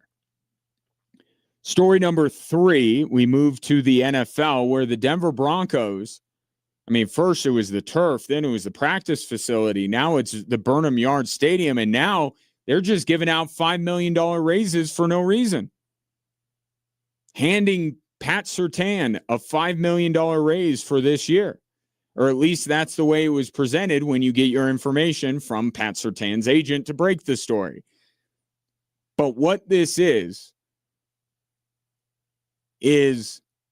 the Denver Broncos looking ahead, starting with the Jalen Waddle trade and everything they do over the next couple of years is always with an eye on the clock. And that clock is ticking towards they got to pay Bo Nix a ton of money.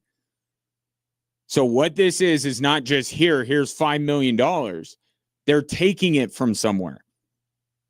And I think they're taking it from the years remaining on Surtain's deal, where that would coincide with Bo Nix being one of the highest paid quarterbacks in the league. This is good. This is proactive. I'm being complimentary of the Denver football team for this. You have to be forward looking. You've certainly seen enough from Bo Nix to go, I'd like to see more. And if you can see enough over the next year, this next season, then you can get this guy locked into an extension as soon as this time next year. And wouldn't that be quite the coup, considering that his fellow draft classmates in Caleb Williams and Drake May and Jaden Daniels are all expected to make a lot of money? There's a race with all these teams to get their quarterback locked up first. But once the Broncos do that, it's going to be a big percentage of the cap to where they can't afford everybody. You've seen this with numerous NFL teams. So what can you do? You can be proactive. You could start to front load some deals. You could try to get some other guys signed over the next year or two. This cap space that they have right now can roll over. So you can do some other business, but I think this is with an eye on Bo Nix and his big payday coming up in a couple of years, to be able to make sure that the key pieces around him remain in place. And it's not just Bo Nix got paid, everybody's got to go, because that would not end well for the Denver Broncos. So this is smart, forward-looking business by the Denver Broncos. And added bonus, you do a solid for a guy who did you a solid by signing his deal earlier than he had to, and has since been surpassed by multiple corners, none of which are better than Pat Surtain. So you could give him an attaboy, and that's the way it was initially presented, is the Broncos are just giving him a $5 million raise. The context of it was lost in that initial report. It doesn't make it worse. It's just they're not actually handing him $5 million because they feel like he is criminally underpaid. It's who do we want to make sure is on this team when Bo Nix gets paid? Number 2 is one of those guys.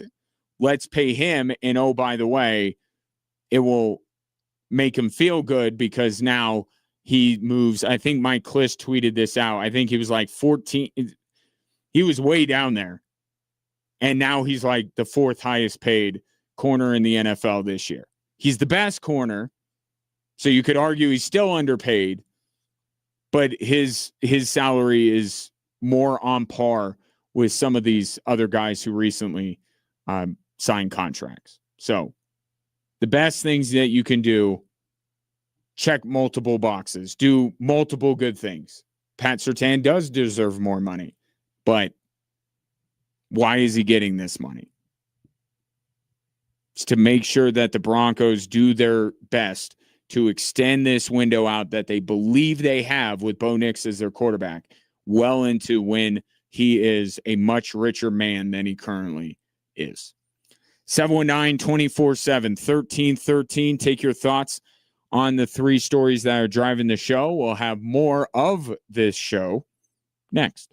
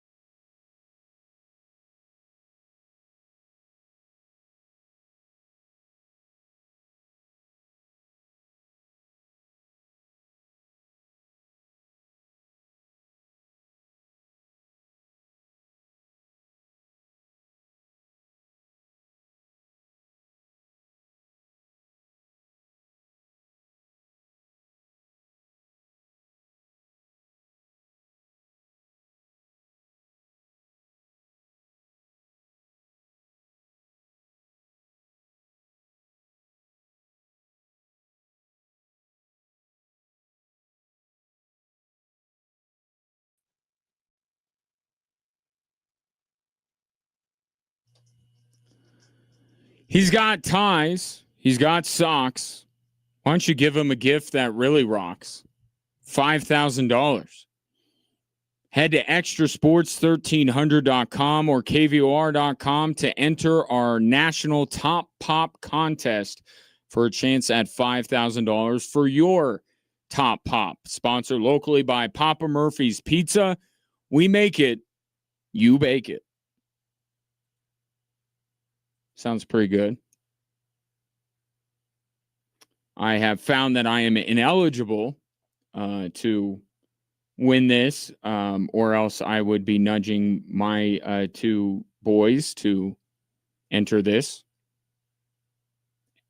Of course, I would also have to remind them that Father's Day is coming up.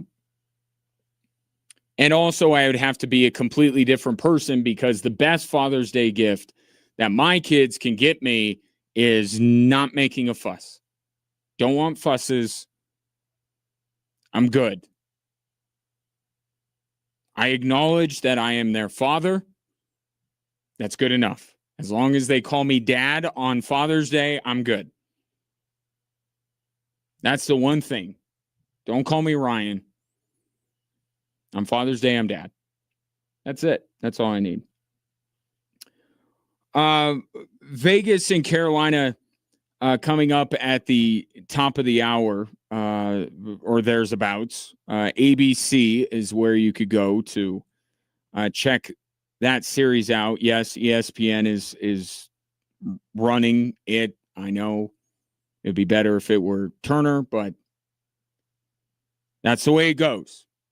It will be on ABC. Game 1 is tonight. First period will be interesting because of the wait for both of these teams. I don't expect it to. I would expect within 5 minutes both of these teams to settle into the game. I would. That's my one prediction for tonight. I don't think it's going to. I think it's something to look out for, but I don't ultimately think it's a huge deal for either team. Talked about the system of Carolina against the players, the talent of Vegas. I think that's the big matchup here and what's going to decide it. If this system that Carolina plays is able to smother Mitch Marner and Jack Eichel and basically do to Vegas what Vegas did to Colorado, then I think that's the path for the Carolina Hurricanes to win this series. Another thing that is not going in Vegas's direction is because how good Carter Hart's been, and he's been good. He's not better than healthy Frederik Andersen. And that's the thing with Freddie. He's dealt with a number of injuries over the years, and he's just not one of those goalies that he has to be absolutely right, healthy. And if he is, he's fantastic. And by all accounts, he's healthy right now. Carter Hart playing the way he did was a big advantage for Vegas against Colorado, although it was a 4-game sweep. So I think there were a lot of other things that tipped the scales also in Vegas's favor, but that was certainly one, especially in game 1, right? The way Carter Hart played in game 1 set the tone for the series. It was a game that the Avalanche should have won. It's on your home ice, game 1. You should win that. They didn't, and it all went to Hades after that. But Carter Hart, I think at his best, at the best we've seen more of that level of goaltending out of Frederik Andersen. So while I think the goalies are a storyline here, I'm interested very much in seeing the way these two goalies perform on a stage that they have not been on before. As you wonder with any goalie that's never been to this point in the playoffs, but I don't think it seems like Carolina has a counter to most of the things that we talked about with Vegas throughout this postseason that got them to the Stanley Cup final. The advantages they had over, I guess, the fact that the core of this team has won a Stanley Cup and the core of the Carolina Hurricanes have not. That's something that goes in Vegas's favor. I just think that there's so many things that cancel each other out. I guess that's what I'm saying here.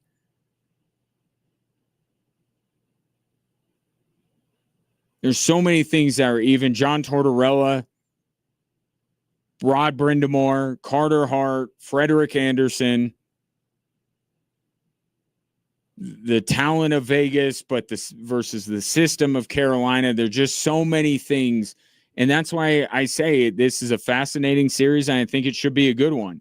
I mean, one thing that we haven't gotten recently at all from Carolina, but recently from Vegas, is a good series, is a long, compelling series. And I think this has all the makings of doing that. And I don't look at this series and say that there is one thing that just makes it so obvious that one team's going to win versus the other one. I think it could change on a night-to-night basis. If Carolina, is overly aggressive, trying to take away time and space like they were in the one game they lost to against Montreal, I think that Vegas can certainly burn them for that.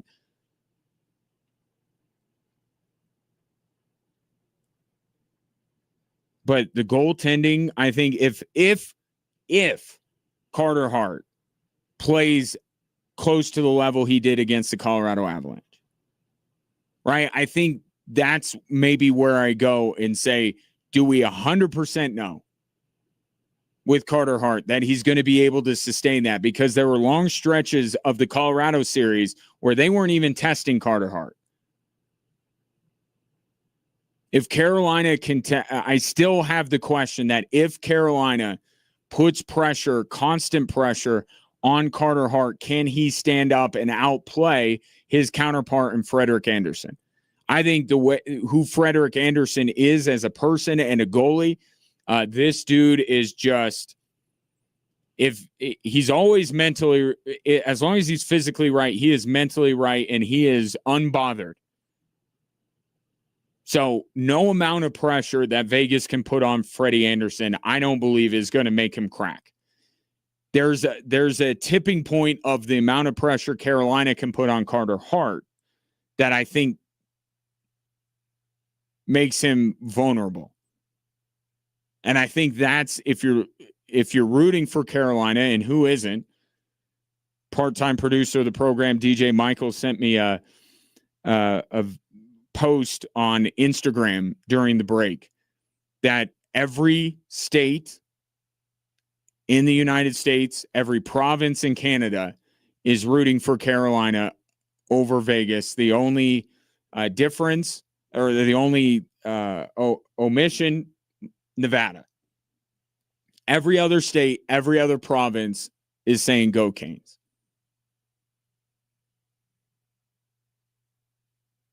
And I agree with that sentiment. It has been 20 years since this team last played for a Stanley Cup, let alone win one. They did win one 20 years ago. Rod Brind'Amour was a player on that team. For him to be able to win as a coach as well is a phenomenal story. Jacob Slavin, former CC Tiger, former Erie Tiger, or at least he was from Erie. That's a reason to root for Carolina. The fan base in Carolina is awesome. Not to necessarily say that Vegas's fans aren't, although I don't have the highest opinion of them, given some of our recent interactions on social media. But I know they're good Vegas, good hearty Vegas fans in the mix. But Carolina, just their whole culture, the way they play, Rod Brind'Amour. I just think there's a lot of reasons to root for Carolina, because that's really the thing. Are you rooting for Carolina or are you rooting against Vegas? I don't believe that 49 of the 50 United States in the United States of America, plus all the Canadian provinces, are all rooting for Carolina. I think a better poll to take would be, are you rooting for Carolina, for Vegas, against Carolina, or against Vegas? Because I would say the majority of people that voted in whatever scientific poll, Pew or whoever, Rasmussen, I don't think it was them that conducted the poll, but whoever did, I think that's an important clarifier. Are you rooting for Carolina or are you rooting against Vegas? Because I could tell you the fan base, Rod Brindamore, Jacob Slavin, are all reasons, long droughts, championship droughts, a longer championship drought, all reasons to root for Carolina. I would imagine that people are finding ways to root against Vegas, which Vegas fans can complain all they want on social media. They love it. They love it. They love wearing the black hat.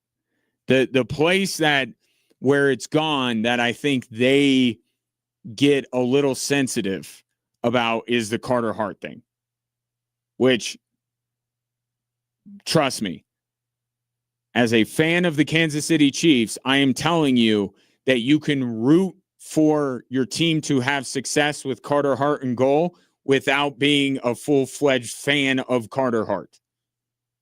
There's a way to do it. We Chiefs fans have tiptoed the line perfectly over the years.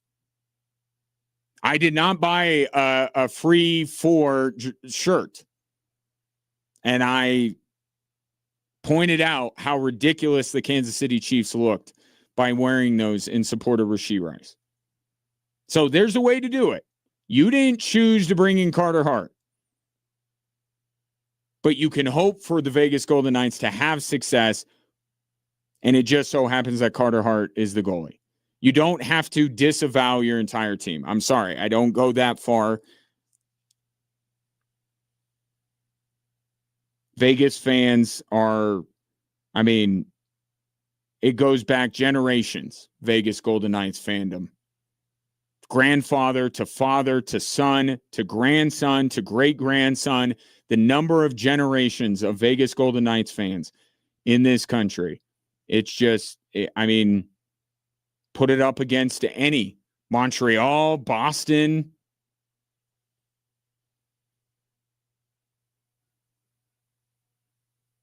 It's a joke because Vegas has been around for like 10 minutes.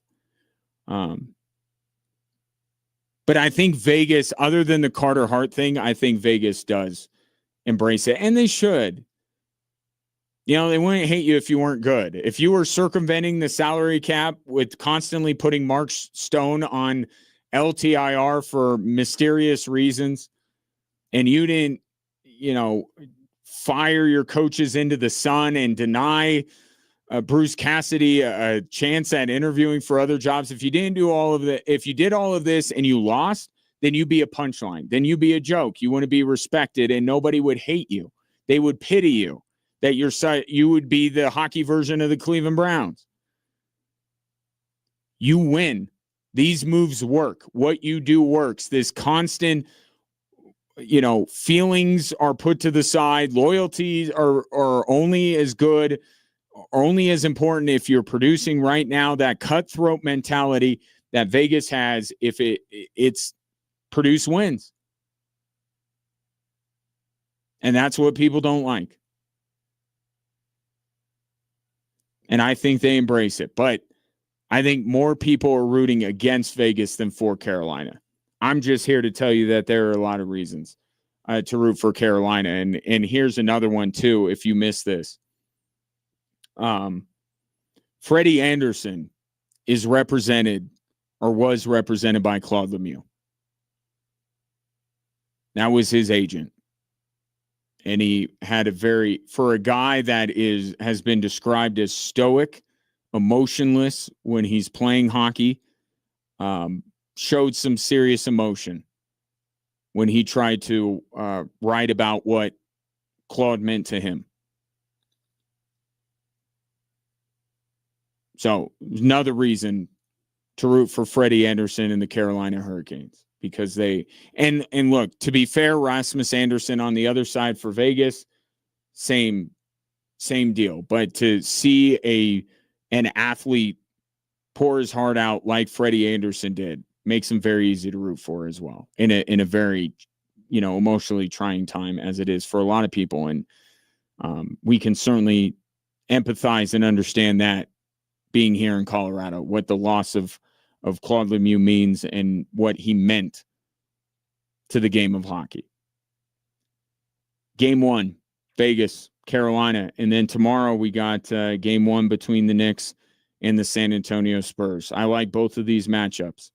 It's not what I wanted, but I'll take it. 719-247-1313. Back after this.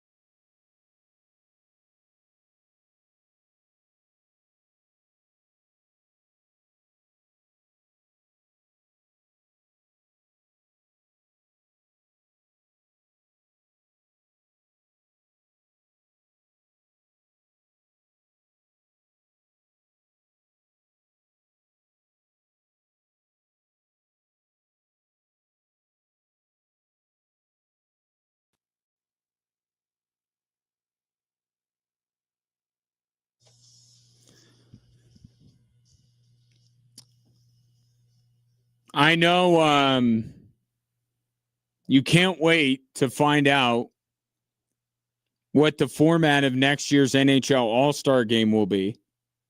Don't laugh. Because I have good news.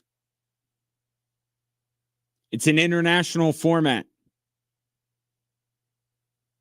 Do I have your attention? Well, here comes the bad news. It's still that 3-on-3 garbage. So never mind. I guess this, realistically, if you're going to have an all-star game and an all-star competition and it's going to be confined to one weekend,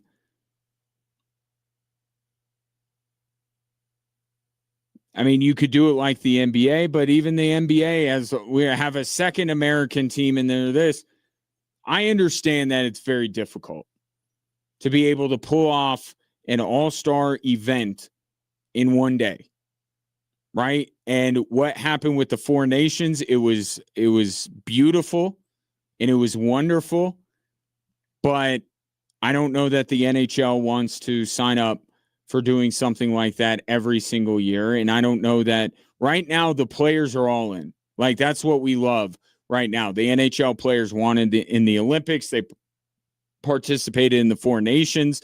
You had a good number of NHL players that went to the IIHF World Championships over the past held over the past couple of weeks. Like, the NHLers are in. And they're in because they get to represent their country.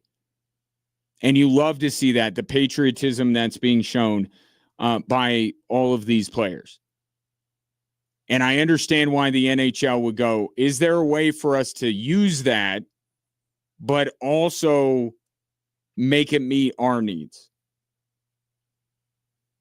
I think this is where I think a lot of players are going to draw the line. I don't think players are going to be risking tearing MCLs, Mikko Rantanen, and some of the other injuries that guys sustained during the Olympics to play 3-on-3.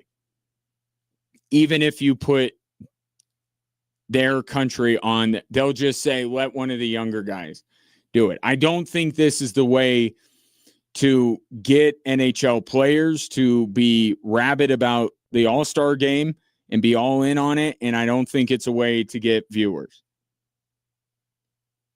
Because there's another part of this. International hockey is the purest form of hockey because it's not for money, it's for love of the country, it's for patriotism, but also because it's played 5-on-5. You make it 3-on-3, it just becomes this nonsense that we see during the regular season in overtime that I absolutely hate. But I've even said it with 3-on-3 overtime in the regular season. I don't like it. Don't expect me to care which teams are good at 3-on-3 overtime. Don't expect me. Once the game ends in a tie, it's a tie for me. I don't care what happens in overtime. I don't care what happens in the shootout. One of the, there are a lot of things that we brought up during the course of the year for the Colorado Avalanche that turned out to be big deals. Right? Little things along the way, the power play, chief among them. Like, that turned out to be a real thing. Remember one stretch where the conversation was, what's wrong with the Avs in overtime in the shootout? Here's my answer to that. Who cares? Like, sure, it's costing them a point, but it doesn't speak to their strengths and weaknesses as a hockey team. Like, if there's a team that lost every overtime game that they played and it cost them a division or a playoff spot, I would love to hear it. And then I'll change my mind on this. It is not a big deal that teams, it's a mere formality just to get the game over with because you got 81 of them coming up after this. I understand the utility of 3-on-3 overtime. I understand the utility of a shootout. I don't have to like it, but I can understand the utility. Same here with the All-Star game. And the NHL is in the same spot that the NFL is. It's like, guess what? You can't have a good All-Star game. Your All-Star game is going to suck forever. It just is. And the Four Nations was not an All-Star game. It replaced the All-Star game. And it was 2 weeks instead of 1 weekend. So it wasn't an All-Star game, but it was awesome. And you would love to have it all the time. It's not practical. And I think there could be, like the NFL schedule, going, 17, 18, 19, who knows, 25 games by the time I die. There comes a point where we're getting too much of the good to where you wonder if it impacts it, makes it less special. The addition of another NFL game, and there's going to be another one, dilutes the product. It makes it worse. We only need 16 NFL games. We are good. But I like the NFL. I love watching NFL games. The extra game, I hate it. Same thing here with the international play when it comes to the NHL players. Like, I love it, and I don't know where that line is where I go, yeah, this is too much. Maybe it's 5 consecutive years of playing the Four Nations face off, and I go, okay, I'm a little over this. I will give the NHL this credit.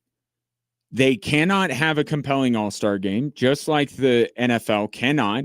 It's going to suck, and there's going to be no point in watching it. But you have a site that is hosting, and you want to get that money and all that kind of stuff. I understand it. So what can you do? It's no longer divisions. It's countries. Maybe a couple extra people will watch, but you're still going to tune in and you're going to say, where are all the players? Where did the other players go?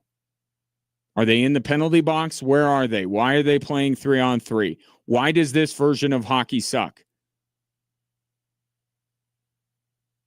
Why are the skills competitions being limited to players 25 and under? That's an unforced error by the NHL. It's like when they made the slam dunk competition, you had to be in the first couple years of your, and then the only decent thing was Mac McClung. Like,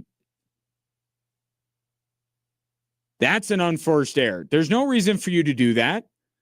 Open the skills competition to everyone, and maybe it gets you a player that you weren't going to get for the All-Star game because he's tired or banged up, and you can get him for hardest shot or something. So that doesn't make any sense to me. But you're going to watch the NHL All-Star game, and you're going to say, yeah, there's Team USA, and I would like them to win, but come on. This isn't – come on. I just watched the Olympics a year ago. I watched the Four Nations the year before that. Come on. Don't insult my intelligence. This is garbage mutant hockey. You're just trying to slap a nice, tie a nice bow on it. But what else is the NHL supposed to do? So, can't criticize them too much. That is it for the show. Appreciate your patronage. We'll reconvene tomorrow.